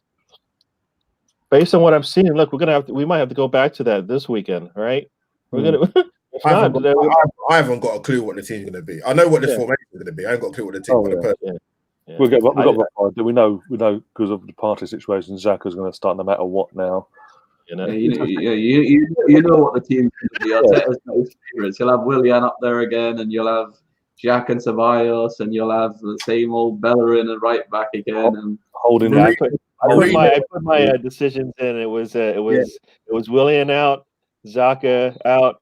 It was Bellerin out, and then for me, bringing in the youngsters, it doesn't matter. Even Aubameyang, I could see sitting. I mean, it's not going to get. It's going to be worse. He's not going to get that many opportunities, right? We're going to be so much on the back foot trying to protect the goal that he's barely going to get any amount of touches moving forward. So we got to. You know what winds me up, right? Look at this Saliba situation's that's really picked me off, to be honest with you, this season. Tottenham went and bought Joe Rodon, right, from Swansea. He played yesterday. Yeah. No, I think the team has handled that wrong, many ways. Even if they thought he wasn't ready to play, he should have been back in France. Yep, 100%. I could understand that based on the whole situation, but I always say I think the team let him down. Yeah, if they knew they weren't going to play him, which obviously they weren't, he should have been back in France at the beginning of the window. Yep. We won't even have to talk about it anymore. He'd be back home closer to family. Maybe he'll be right coming back in January. It doesn't even matter at this point. They've already taken a loss for one season. Why not a second one? Get him right. But if he's going to play for the U23s, then he should be playing. He should be on the bench. Based on what we have at center back, he should be on the bench. Who else not but Gabriel not to help him? Yeah, I'm seeing Gabriel help everybody else. Can he not help Saliba? Yeah. It's like I was on when I did my live stream the other day. I big up Andrew for Dial Squares on the chat. He was saying like he watched Saliba in under 23s the other day. He said and he said he's not ready. I think, but how? But I hear what you're saying. But the guy's gone from playing men's football to come to this country to play under 23s. That doesn't make sense to me. Now the only way he's going to get ready is if he's playing. Yeah. Why are all these other youngsters in the Premier League getting? Why are their coaches giving them chances? He played against Neymar. Wasn't he actually? Wasn't it him against Neymar at one point, and towards the end of his season last year before they shut down the season? I mean, I think that's who he was playing against. If he can actually put up a decent showing against him, he'll be fine playing for us. He's not going to face it. Gary, look at the Champions League game when United played PSG, where Tuanzebe he got bought in. He played brilliant. Yeah, against Neymar. Yeah, well, we're using youngsters in the Champions League as well ourselves. We've got Reece Williams, who's like 19 at centre back as well. Yeah, man. I've seen him play. He's doing all right. All right, I'm gonna have to go. If you guys are still on, maybe I'll join back in. But I gotta go do some family things. So, all right, thank you for letting me come on, Ryan. Right, Gary. Albert, thank Gary. Yeah, it's so frustrating, man. I don't understand. Like I look at it and I think other coaches are giving these guys chances, man. And we bought a centre back who's up and coming, promising. And Arsenal handed it. I mean, Arteta didn't help himself when he turned around and said a few weeks ago about he maybe should have included him in the Europa League squad. I thought, is this guy serious? Like, what are you talking about? Yeah, what is he thinking is the important question, because everyone knows the youngsters are going to be inconsistent. Is he just scared because they're going to drop the performances are going to drop? But it's like everybody knows that, and you've got to take that chance. You have to switch it up because playing the same old dead ballers is not going to help him either. Yeah. Good players. Yeah, we put him in Nathaniel Phillips, for Liverpool, and took it like a duck to water, basically. Yeah, we're even playing Nico Williams as Trent's out as well. Yeah, exactly. So we've got our defense is basically fully youngsters right now. Yeah. Saying Kelechi sprayed the club. You say that. See that season? When Emery went under 22 on game 22 unbeaten. Kelechi was in the thing, mate, doing his magic and whatever. We didn't get beat, so I don't know, man. I have to speak to Kelechi. Get Kelechi back in on Thursday. Go and all the turnstiles, everything. Yeah, Arsenal, man. I don't know, Ryan, man. It's if you obviously react after the game as a fan, but then you sort of a day after, 2 days after, you kind of think, was it as bad as it was? And yeah, it was, man. Well, it was. That's the thing. Otherwise, fans feel worse than they did yesterday. Yeah, that's the thing. That's the whole reason why I've done this today, because usually in these defeats recently, after next day, okay, deep breath, and what they do, well, we move on, next game and all that. But today I'm like, no, I'm still livid. I haven't So, been. yeah, This livid. it's worse. You actually feel worse. Yeah, I haven't been this livid in ages. I'm just asking the questions now. Is it now too? Is it too early to say? Not Arteta outside, but maybe he isn't the man for the job, and maybe there is someone better out there at this point in time that can actually come in and do a better job with these squad of players for the meantime and actually have the balls to not only drop players, but when it comes to windows, sell the players. Yeah, Ross asked me yesterday like this about Arteta. I said, the way things are going, he'd be lucky to get it to the new year.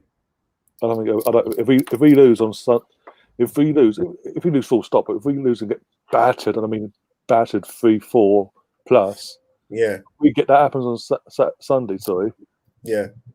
Surely, Walking, most of the fan base will be completely go onto League Gunner's side and say, "That's it, time's up, off you go." And surely, but at the same time, from a perspective of the ownership as well, they've got to start asking questions.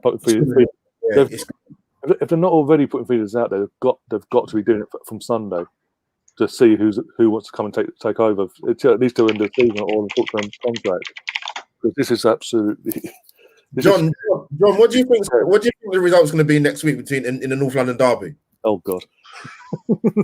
Yeah, I think it'll probably be 3-1 Spurs, to be honest. You think we'll score? Well, that's a good point. It's probably 3-0 Spurs. No, Mourinho, right? He's obviously not lost at Arsenal, has he? But if you don't include the Community Shield, then yeah. So in the league, Man United will be one of beating 2-0 near the end of the season. Though they're going you did, yeah. You know, I think you're more of his show. Yeah, you're right. But like he's probably sitting there in that Tottenham training ground, man, in his little cinema office complex, just rubbing his hands, man. Thinking they've got no Thomas Partey, no Pepe. He's probably thinking, I don't even have to fucking bother turning up, really. Just to send the players and hope for the best, because he knows that he's not, even if he doesn't say anything or do anything, he'll still get better performance out of them players. And you know what, man? You know Ndombele, they paid a lot of money for him, Tottenham, and even I must admit, the last few games I've seen him play, right, he's looking a player. He's looking good, yeah. And you got him, Sissoko, who like units, powerful, like physical specimens, and you've got.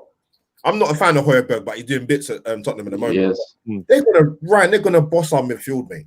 Yeah, Jack and Ceballos are going flying, mate. Yeah, and have you guys seen your next 4 games? What is it? Tottenham, Burnley, Everton, Chelsea, right? Yeah. Chelsea. Yeah. So there's one before Chelsea, I'm assuming. Yeah. Getting the pictures up now on my phone. 1 second. Bear with me. I think we've got Southampton in one of them. Yeah, Southampton. Yeah. Southampton 1 second. We'll go for the fixtures between now and Boxing Day. Yeah. I miss Southampton. Yeah. Not just you guys here, but also people in the chat. Tell us where you think the points are coming from, basically. Yeah, good question. Yeah, exactly. Yeah. Right. From the league-wise, we've got Tottenham away, Burnley, Southampton, Everton, Chelsea, Brighton, West Brom, Palace on the 12th of January. And you have Man City in the Cup as well. Man City in the Cup. FA that's got the draw tonight, so I'll be doing a live thing for that, quick reaction to that and all that. But the FA Cup third round as well in January. Oh my God! Happy New Year! You what? Yeah, the draw's made. Guarantee the draw will be made tonight, and we're going to get Arsenal because we're the holders and all. Everything that's going wrong at the moment, we're going to get either Tottenham or Liverpool or City or even Chelsea away. Oh my God! You watch. Yeah, it's right. It's true. I don't go on, Colin. Yeah, Colin's saying 2-1 to Arsenal. Watch these players turn up for that game, and they'll all be forgiven by the Muppets in this fan base. Exactly. Colin, you know what? Though Ryan and Colin, and John. I know people say about derbies that form goes out the window. I don't think that applies this season. No, right. I don't think that applies at all. We are poor. The Southampton one, I'm not sure. I don't think so. The way they're playing, even though they lost yesterday by 2 up and all that. This is Burnley possibly, but not Southampton. Even then, we'll make hard work of them both. Either way. Yeah, but I guarantee you, Burnley will be like a really boring 1-0. Yeah, that's what I'm saying. We'll make it hard for ourselves if we do get a win. If that's the thing. Is Pepe back by then? Is he back on Burnley or Southampton? Which one? I'm assuming Southampton. He's going to be back after. He should be back after. Partey will be not Partey. Pepe, sorry, will be back for knee. What was that? He was out yesterday. He'll be back for Southampton. Yeah. But as I said, literally December's not going to get any. As I said, Burnley aside, and even then it's a bit hard for ourselves if we do get something out of that. And think about how you attack against Burnley as well. If you're a crossing team, aren't you as well? And they've got big defenders as well. Yeah. 0-0 draw. December under the current form, we are screwed. As I said, I keep saying Tottenham, Burnley, Southampton at home. Then we go away at Goodison Park before Christmas, and on Boxing Day, Chelsea at home. Then just before New Year, Brighton away. And Brighton away has been a bogey game for us since they've come up. Yeah. Where's the points? Not even just wins. Where's the points coming from? It's true, and you know the most depressing thing as well. Obviously, come the January transfer window, which is actually quite soon. If you think about it, our record in January transfer window is diabolical. We hardly get anything done. Kim Calstrom, that's what I'm going to say. Ryan, what did you make of the John? You might want to chip in as well. Like, what did you make of the links about Eriksen?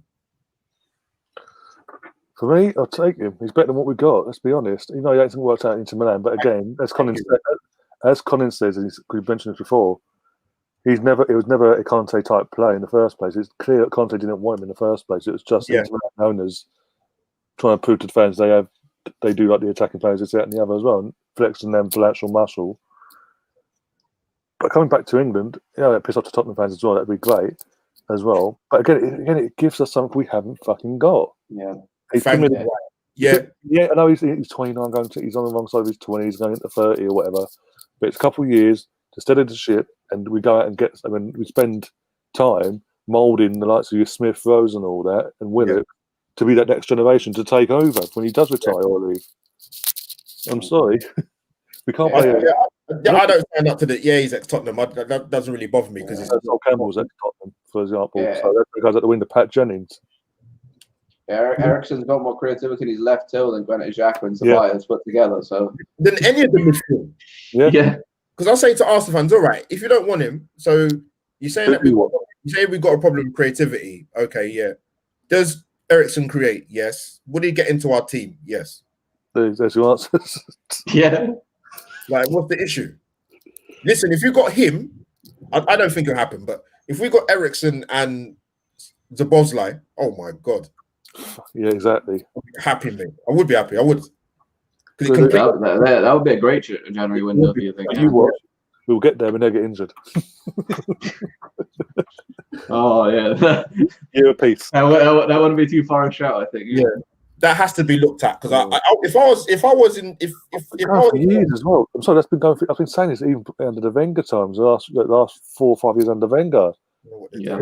Even further back than that, it's literally like, what is going on in the medical team? Because every time, even there's injuries that we're having to players. Yeah, I think Tony Walcott had an injury one season, and Nasri had the same injury at the same time.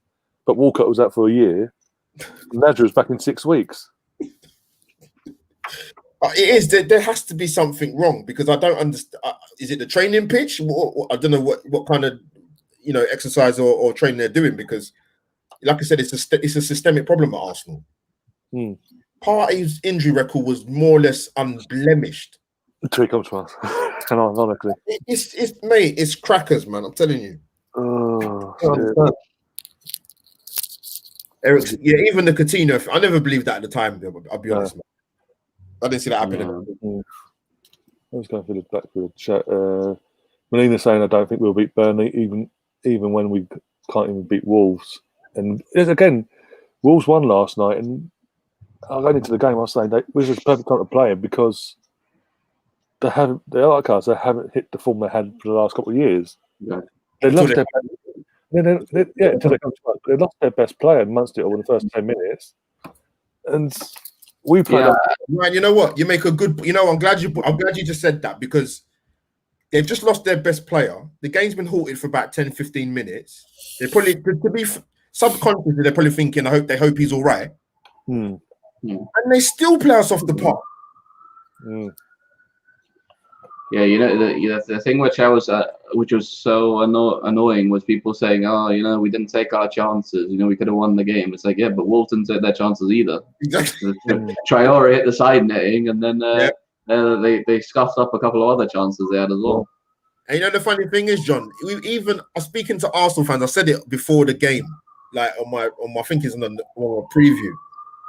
People saying in the chat as well on my channel saying, yeah, Daniel Podence, right? Podence, whatever, and what's the other guy? Pablo. They're going to ruin Arsenal.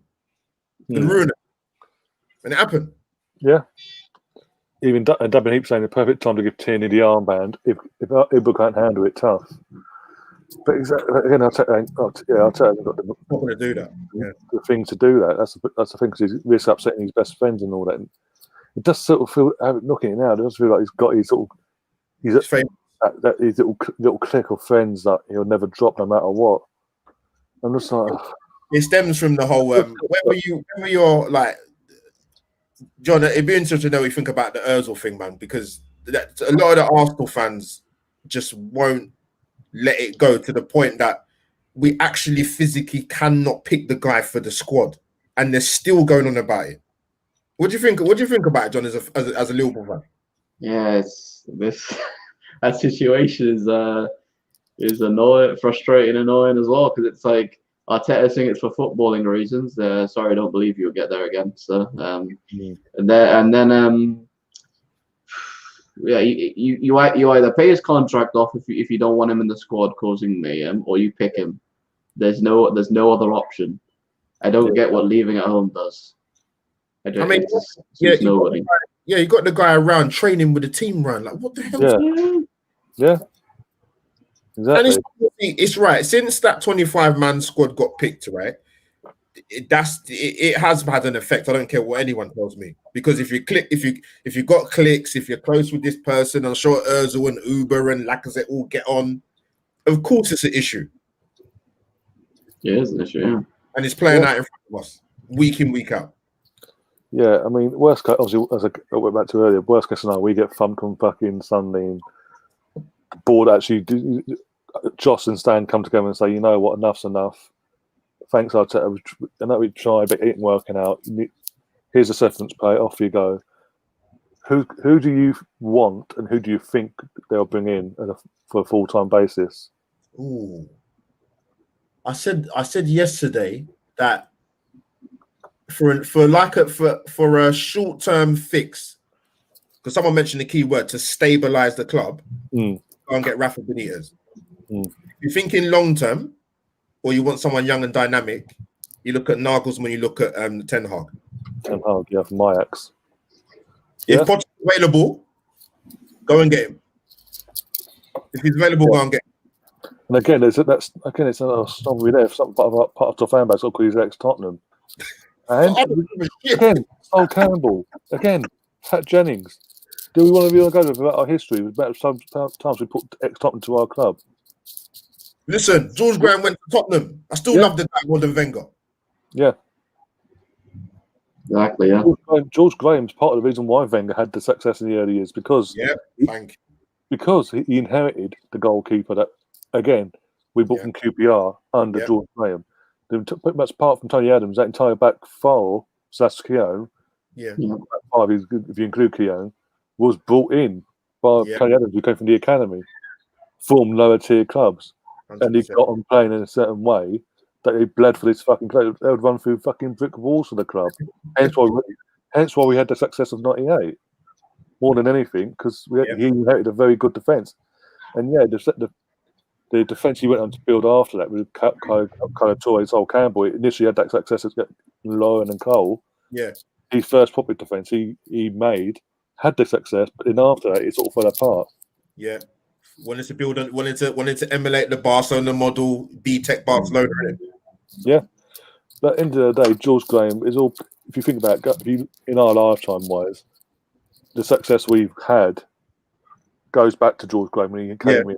Yeah, Even he got just my guy. And even his first season wasn't great, but you know what? He didn't take crap. If you weren't doing it, you were dropped. Yeah.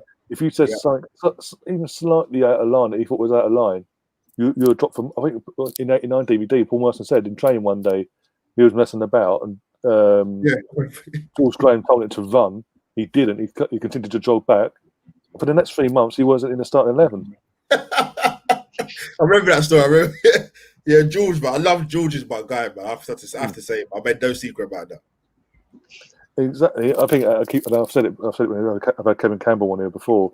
Yeah, go on, Kev. George Graham doesn't go to Tottenham if what happened hadn't happened.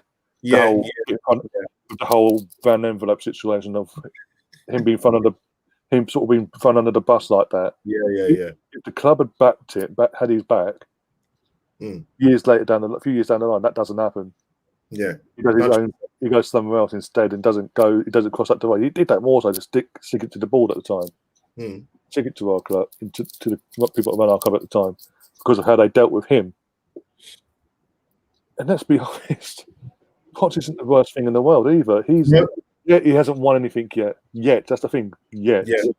He started a rebuild at Southampton, which he didn't finish because obviously Tottenham came along and he thought, you know what, I can do something even bigger and better there. And he did. With all due respect of what Tottenham were when he came into where they were when he left, when he got sacked, vast improvements. Let's be honest. Champions League constantly, got to a Champions League fucking final. He's second spending no money.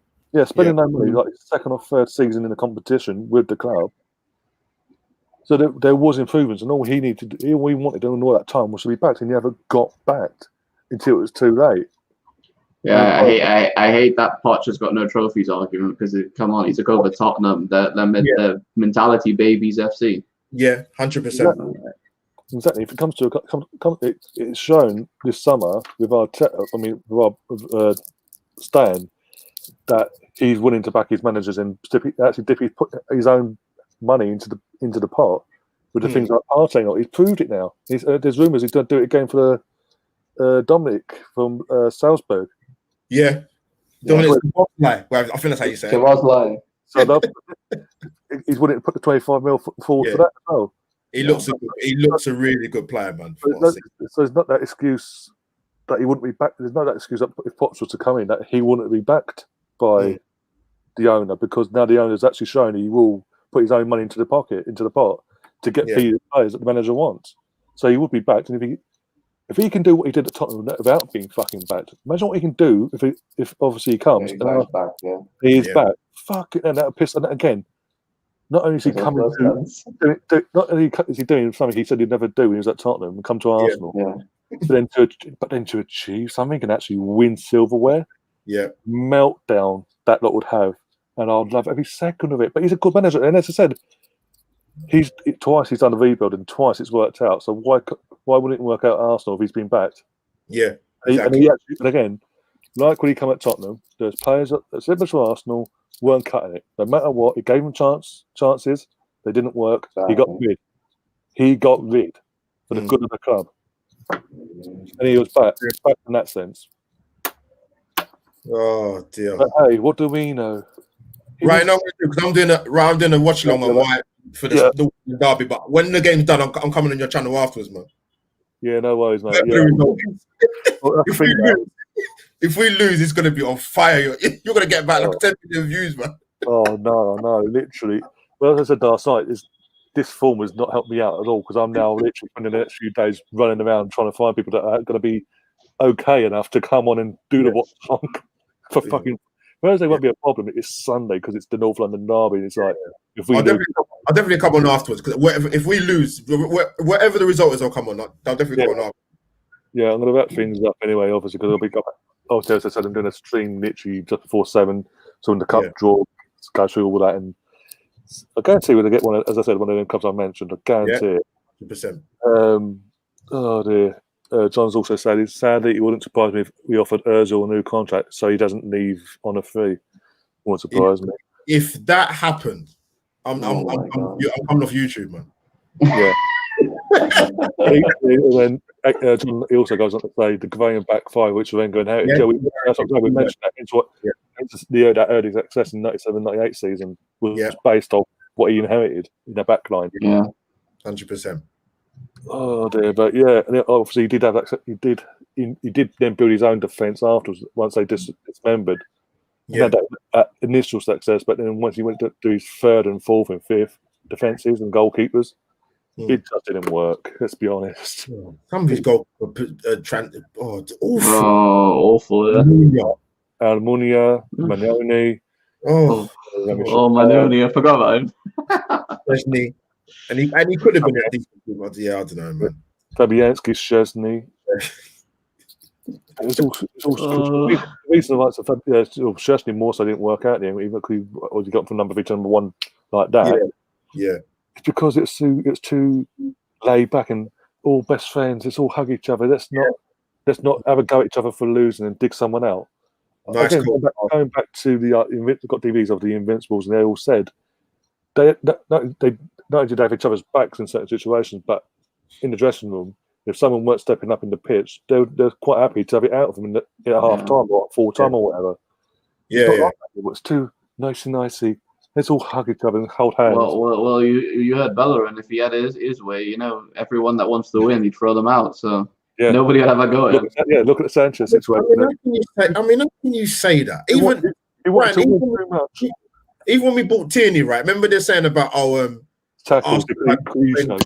He was putting it in and training. I thought, are you serious? But he keeps coming out with that stuff, didn't he? Didn't he say it's okay to lose at Liverpool, to lose to Liverpool or something? He said that, didn't he? This season, I heard that. You expect it to happen, sort of thing. It's like, oh my god! Even if you expect you don't come out and say you fucking. Even last season with Granit Xhaka away to Watford, 2-0 up, 2-2. We're scared, right? 2-0 up, we were scared.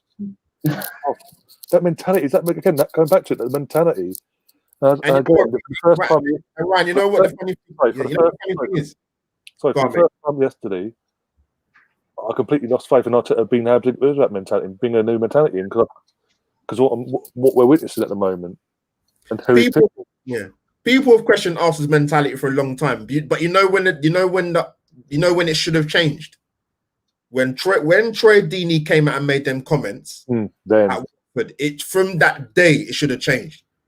If I was an Arsenal player listening to that, him turn and say that, if we ever play them again, I'm looking to get sent off if I catch hold of him. How you got a man saying that about your team, man? Basically, you're cowards. That's basically what he was saying. And again, we'll go back to it last week, the Leeds game, the Pepe Yadowski situation after the match. Tierney's protocol was going over and addressing him over that situation because obviously, as we all know, even though it was a red card and it was stupid from Pepe, Yadowski made me out of it. Yeah. He went to address it. And what was Xhaka's thing? Our ex-captain, and people think he's all great still. Nah, man. No way, Kieran. Man, rate Tierney, man. Absolutely, honestly. My guy. I'm just. Yeah. I don't get why people in our fan base criticise Tierney for doing that. Like, to me that was crazy talk. I said, no, come on, man. You're talking crap. And since then, on this channel, because obviously a couple of days afterwards, literally, there's that clip going on from the Arsenal Newcastle back in Highbury 2001-2002 season. Yeah, we lost 3-1. That Ray Parlour had been sent off and all, and Henry like addressing the referee like, "What did it?" It got because he wouldn't get the answers. It got more and more. Everybody to kill him. And I get it. I said, you know what? I'll get it up. Was it Graham Pole? It was Graham Pole. I think it's Pole, isn't it? It was Graham Pole for the ref. He sent off Ray Parlour and gave Newcastle a pen. Then 20 minutes later, and also didn't send Ray Penn for the exact same thing, or he did, or what I can't remember basically. But Henry was not impressed with the ref, Graham Pole, basically, and to say the shit hit the fan is an understatement with Henry. Because he did not hold back. And at one point, Schutte was trying to hold him back because he was deputising in goal because Seaman was injured at the time. Yeah. He's like, get the fuck off me. But again, it's that passion that, I care. I mean, looking back, even fast forward into the Battle of Old Trafford in 03-04, the Van Nistelrooy incident. It's well known, Henry and Nolan didn't get on. Yeah. But you see all the clips when they're put together in the highlights and all that. They're there fucking chest, like bumping into each other's chest. Yeah. Because they had each on the pitch. Yeah. No matter what their opinions of the person was personally, they had each other's back no matter what. I'm just going to put it up on the screen. One sec. Like that. Share screen. For people who are obviously not old enough to remember or know about it or haven't seen it recently, I'm going to put it up on the screen for you guys to sort of see, to see what we're on about with the Arsenal Newcastle thing. Yeah. Is it on this? Oh, there it is. I see it. Yeah. Here we go. This is it. Confronting referee Graham Cole. Go on, Rodney. Go on, son. Doing his best to restrain Thierry Henry, who is finding it difficult to be restrained. Gary Lewin sensibly moving in as well. And the Frenchman's anger directed very firmly at the official. We've heard the end of that incident. And Thierry Henry won't leave it alone. The police are getting involved.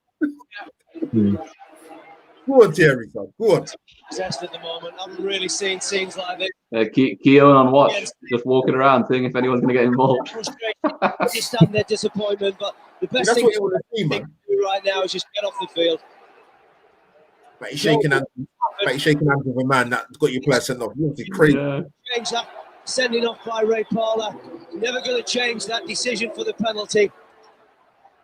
Well, the Arsenal staff and his teammates are doing their best to calm him down, but he won't be calmed down, Thierry Henry. I've never seen him like this. He's surely going to find himself in very hot water if Graham Paul reports this incident that you. Go on, Thierry. That's it, son. That's how you're supposed to deal with it, man. That was, we all loved that back then. There's no murmurings of, oh, he's been immature. What's he doing? He's going to get us in trouble. Yeah, it's rubbish. Yeah. When he does it, he's like, parts of our family, oh, he's immature. Jack did the right thing. Just fucking hugging and having a joke with the guy that's just got your place sent off. Yeah, That's your leader. That's your captain. That's the mentality of the younger fan base as well that haven't witnessed those times. And even going back before the Henrys, like the Wenger era, the Tony Adams. Imagine they've done that if fucking Tony Adams on the pitch. Jesus Christ! Wait till we had the flipping like a bar fight in Old Trafford in night. It was in night, isn't it? That big time, yeah. Not 91. It's either 91 or 92. Yeah. That was.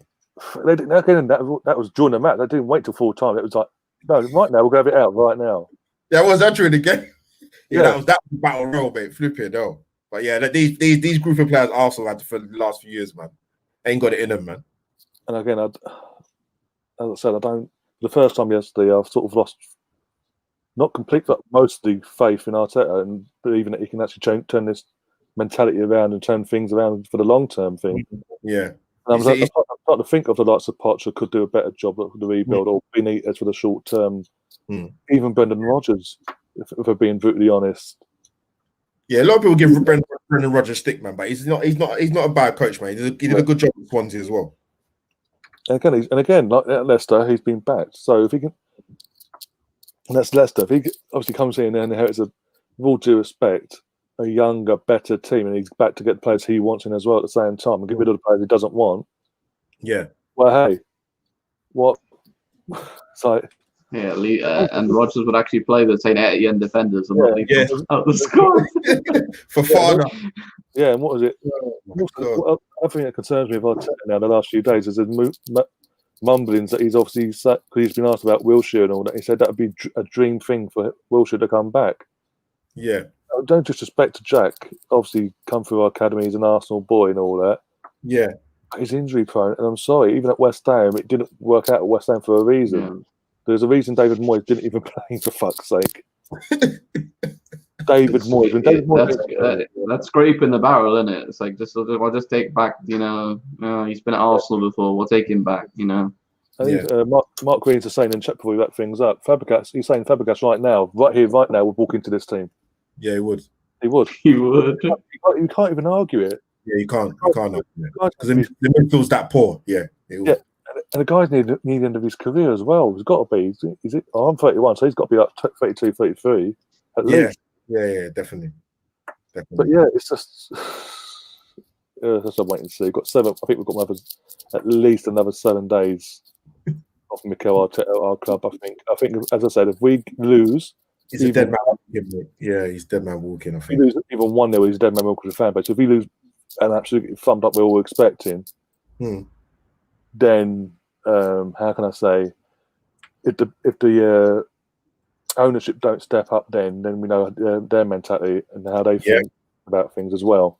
But if they do, then okay, we move on. Sadly, again, it's like I gave him a chance. Look, he wasn't. As I've always said from day one, I did the first stream when he first got hired that day. It wasn't my first second. He wasn't even a top 10 basically Arteta. You know what? But you know what? Again, my main concern was obviously the inexperience. It's sort of come back and proved me right in that sense. But he said, I thought, you know what?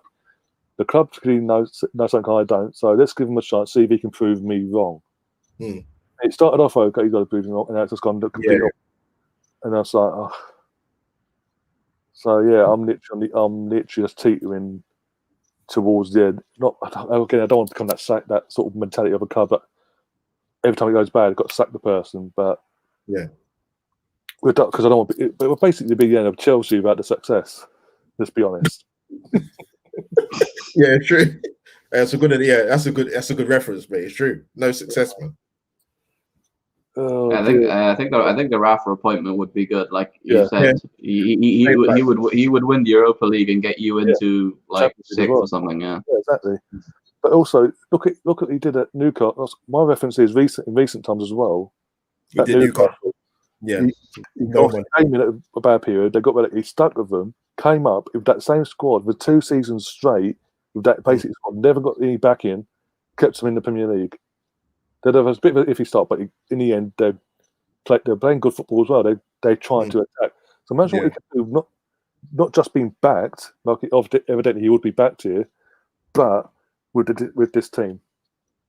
And certain players that are not performing or not good enough, i.e. the Hector Bellamy of this world, the Granit Xhakas, and Willian, if he drops out of form, wouldn't be in the fucking squad, let alone starting 11. Because Benitez has that mentality. Stephen Gerrard even said Rafa is not one to put an arm around and sort of. No, he's not. Yeah, you're right. He's very. He'll say it how it is, and I'd rather that than this sort of best friend sort of thing now. Nah, man, kick him. I want some of these guys gone, man. ASAP. Because it's been so long. I think it's been so long that we've had that sort of mentality. I think they need the whole club is that sort of. The player-wise need a sort of a kick up the arse, and Rafa will give him even fucking. Imagine Allegri with this fucking squad; he'd fucking kill half of them. But you know what happened with that though, innit? When they got in touch, obviously when Arsenal got in touch with representatives, innit? He said they said he was too arrogant. But he said he was too arrogant, and he basically went there and said, "Yeah, well, how much money are you going to give me in terms of but also, and then he said, why should I take this job?" That's what he was telling them. Yeah, tell me. Basically, what you're saying is, tell me what your plan is. Yeah, because obviously it's always going to be convincing. We ain't got one. That's the thing. Then was it even Luis Enrique was again, like I said, keep saying we ain't got enough money to buy players, but we ain't got enough money to get managers. What football club runs like that? No, but that's Ivan Gazidis' quote, wasn't it? It's like, what an idiot.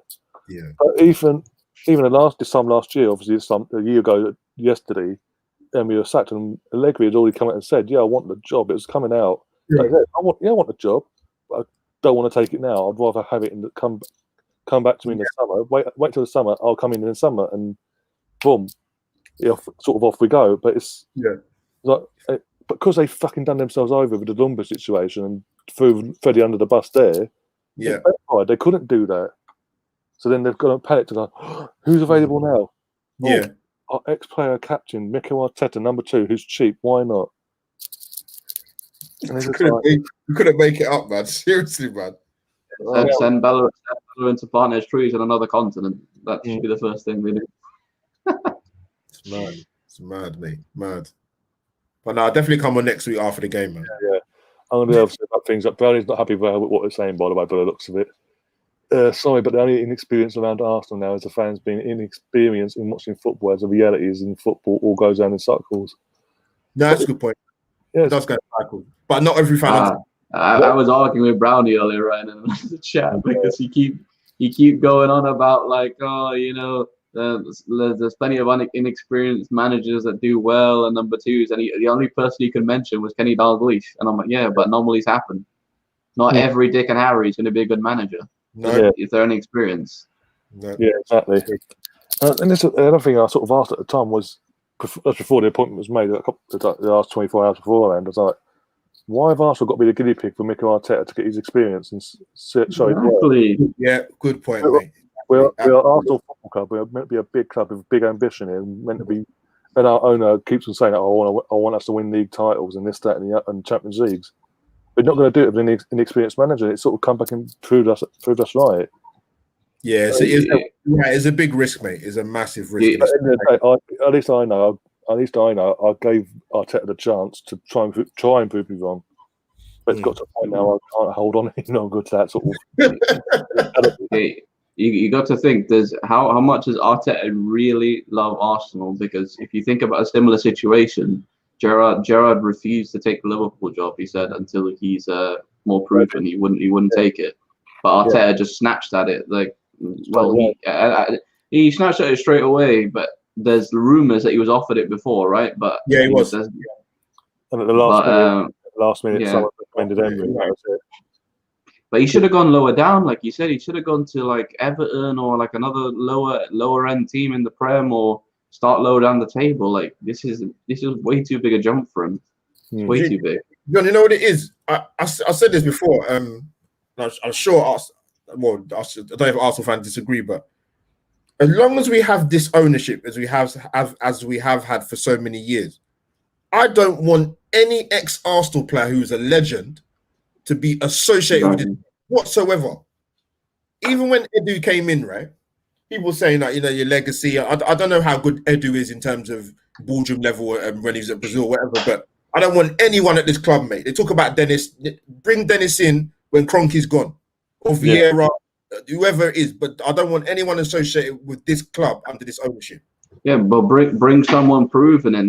That's a good start. Like Edu has like they could have bought an Overmars, right? I think he's doing a good job in Ajax, right? Oh, yeah. Like he would have been a more maybe he would definitely get more time, wouldn't he? Yeah. Well, the annoying thing is we're constantly linked to fucking Mark Overmars as well for years, and then we've gone. I mean, Edu, don't get me wrong. From what I can make out, he did a brilliant job with Brazil and all that in that role. Yeah. He's got the moment at Arsenal. But that's Brazil, and obviously it's completely different to club level, this, that, and the other. But yeah, it would have been nice to have a Mark Overmars back as well at the club, something like that. It just seems like we've gone for the again. I know he did a great job with Brazil and all that, but again the cheaper option. And no disrespect to Edu, because he is a club legend. And with all due respect, he is part of the double winning season, the Invincibles. He is an Invincible but doesn't automatically mean he should be guaranteed a job at Arsenal, unless he's obviously he can show something to the board, and he clearly has. Again, I've got nothing against Edu, because for me, he hasn't done anything wrong. He's been in the job a year and a half, not even a year and a half yet. For me, he hasn't done anything wrong himself. He's the guy that brought in, that noticed things with Raul, thought, hang on, things ain't right. Went to Josh Kroenke, and then went, we need to go and point. Was it Lewis? Bring him on board, and then literally, like, you're a lawyer, I want you to have a look at this. 24 hours later, Raul was gone. You seen Brownie's comment right in the chat. What's his name? Oh God! Oh, he's poking the bear. He's poking you. Oh dear! Jules Graham. Arsenal was a big club before. Okay. That's why before Graham even came along. Since Graham, we had 89, 91, 98, 2002, 2004. But we still managed to win league titles before, and we were still in Europe and competing in Europe. We win European trophies as well, Brownie. Yeah. What have Cardiff sort of achieved in their history, apart from winning an FA Cup in 1920 something against us with a goalkeeping error, by the way? Is Neil Harris still there? Oh, he's still there. Neil Harris. Of course, he's still there. You can't compare Overmars. Right? He's also saying that you can't compare Overmars to Ajax because Dutch league is pants. No, but the thing is, his job. Job though, I think Brownie, Mark Overmars is the equivalent. He's doing what he's doing at Ajax is what Edu's doing at Arsenal. That's his role. Hmm. He's not a manager or anything. So I'm not saying he's a manager. Yeah. Different. But also what he's doing, he's been doing at Ajax has been fantastic in the sense of the youth academy, the youth players coming through the ranks, get a chance at the top level. Exactly. I mean, Edwin van der Sar has that mentality that he got to a Champions League semi-final and seconds away from a final and things like that, and knocking out some big guns along the way. Let's not beat around the bush there, but you're very young, inexperienced Ajax squad, and he was just. You've got to take into account as well what type of club that is as well, like what he's under, what restrictions he's under. He's got to sell players and rotate a lot. And in terms of signing players as well, the recruitment's been up there as well. And then they're making profit. They're making profit out of the players. They do so, like bringing an issue and then make them into bigger players, onto the biggest because they're giving them that chance on a bigger stage. Then the price goes up, and they're making money. They're making profit out of it. There's something at Arsenal. It's not Edu's fault, but what he's inherited, he sort of needs to get rid of the deadwood, basically, within that negotiation side of things and the recruitment side of things, and bring his own team in by the looks of it. Yeah, this ain't good enough at the moment. Yes, it's been not last few weeks, quite a while. It's just been deja vu, man. Like, Europe, domestic, doesn't matter. Brownie, how drunk are you today? Because he's still going in. Graham was 87, so before 87, you were less successful than Villa, Everton, and Forest. Really, you want to go there? But in John Paul, it's Herbert Chapman in the 30s, 71 under Bergie. There you go. And just because you were less successful at other clubs does not make you a big club either. Like, yeah. I mean, come on, he sports Cardiff. There's something to go there. he doesn't know what big clubs look like. Yeah. The yo-yo. I'm getting a dislike. I'm going to get a dislike from him now saying, but yeah, the yo-yo club. Well, they come up for 1 year, they go down for a few years, come back up for a year, go back down. It's it's second nature to them. Hmm. They're not even the most successful team in Wales. No, they're not. That's the thing. That's not including recent history either. If he wants to throw insults, I'm going to throw him back. Yeah. Oh dear, gotta laugh. Yeah, you do. Doing well despite our Bible College. What's that? We'll drop out. Premier League trying to kill us with his stupid COVID rules. I talk about bias probably. Yeah, okay. Oh dear. It'll be fucking the fucking tier 2, tier 3, tier 1. Crap. Well, if Steve's in the state, you might be talking about some. I think it's Bible college dropout, isn't it? Whichever official he's talking about, I have no idea. But Oh dear. Trust me, someplace in America just as bad as here. So exactly. Just across the way, there's a racist part.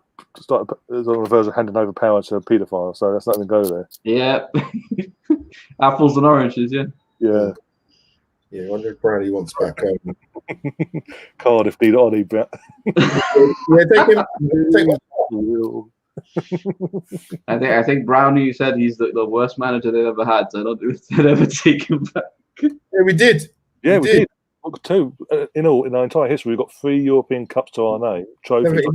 71 was it? I remember. 70-71. Yeah. A couple years later, after either side of it, and then 94. Yeah. We there you go. European Cups to our name, but there you go. Brownie. If you tell history, you might find out. If you're throwing insults, you have no clue about it. There you go. 1970, 70 and 71. Yeah, must have been back to back or something like that. It would have been 95 as well, but obviously Neymar, whatever his name was. George Graham must have been in that team, surely, wouldn't he? He would have been, wouldn't he? Yeah, he was. George is class, man. That's what I'm saying. Because he was part of the 71 double winning team, so he must have been. Exactly. Then he brought us our first league title in 18 years, mate. 18 years later, he comes back and wins at the start. Yeah. Go on, George. Sorry to remind you, by the way, John. Sorry, but Yeah. sorry. Yeah. Every time I come on here, I hit 89 about once or twice. Oh dear. We need something to have a laugh at. You do, man. It's all right. It's all right. I wasn't born, so I didn't see it. So. I was 6 days old. Let's be honest. Boy. God. Oh, dude, that's. But yeah, we need something to have a cheer about at the moment with everything that's going on. But it is what it is. Well, if it's any consolation, I was fuming at the weekend myself. So VAR and all that nonsense. Yeah, because you know what, John, I was watching the game, but I missed the key part. Penalty itself. It would have been more believable to give that penalty if Welbeck had gone to the ground Straight away. But it just looked. I thought, like, is that really been given? Yeah, Welbeck said it was a soft penalty, even in his interview that he didn't believe he should have had it. It's like it's a nonsense, honestly. It is crazy. I couldn't believe it. The Premier League, ladies and gentlemen. Yeah, and even Dermot Gallagher on the news said it was a penalty today. It's just these referees haven't got a clue. No, it's not doubling down, protecting their best friends. Exactly. Is Mike when is Mike Riley going to retire, man, for the PGMOL? The guy's been there. Has he been there since 2009? Oh, just, man, ridiculous. Yeah, literally retired and given the job straight away, basically. And then, apparently things going in it soon, isn't he? Is he going to go after like 40 odd years? And Graham Gordon Taylor, in it. Gordon Taylor, yeah, because of whatever controversy he's caused recently. You can have a job for that long and not challenge. It's ridiculous. Yeah, exactly. I know. It is what it is. Question from Marshall, just to wrap things up. How many games do you see us winning in December? I'll say 2 if we're lucky. I don't see us even winning at this moment in time. I can't see us winning 1. If we do one for me. I say you win Burnley and that's it. Yeah, I'd say. I think that'd be by skin of our teeth. Literally the skin of our teeth. Yeah. Burnley. I can't see that. I think you get some draws as well. I think you draw against Southampton, but I think like all the other games are going to be not great. Nah. Yeah, we won that trophy though. Yeah, is that the first cup, the Cup Winners' Cup? Yeah, the thing is, we've won the Cup Winners' Cup in '94. Could have won it. Is that the point? But it's still a cup. It's still a European Cup. We still won it.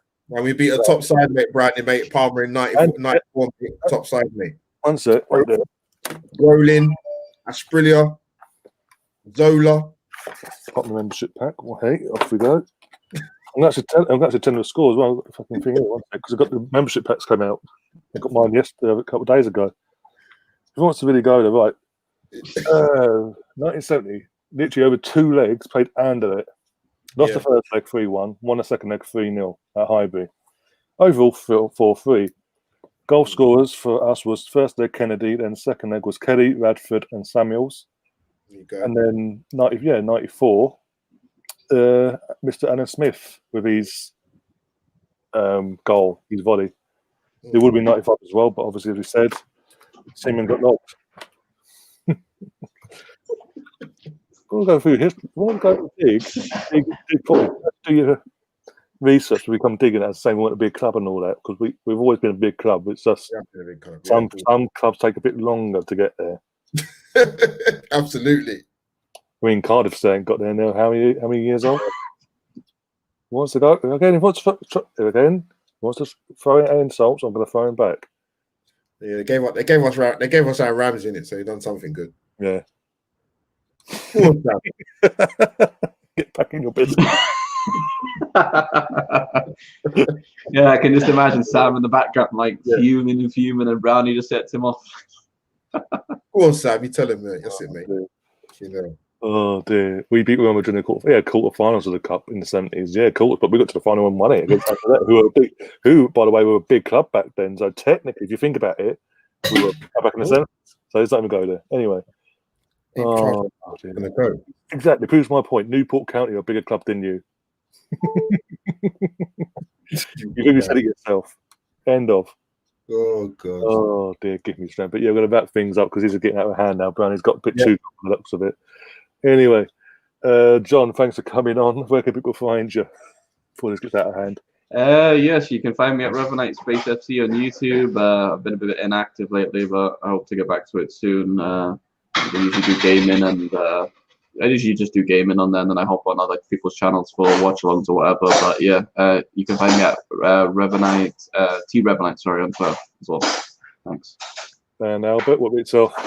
Yes, right. Yeah, thanks for having me on, mate. Yeah, Albert JTV, all things Arsenal, fantasy football. My Twitter handles on the page. Subscribe if you want to. That's a quick thing. If you want to, we should Yeah. do it anyway. Yeah, you should. Yeah, you should do really. But I'm just saying, if you want to, yeah, smash the like button, guys, man, in the chat.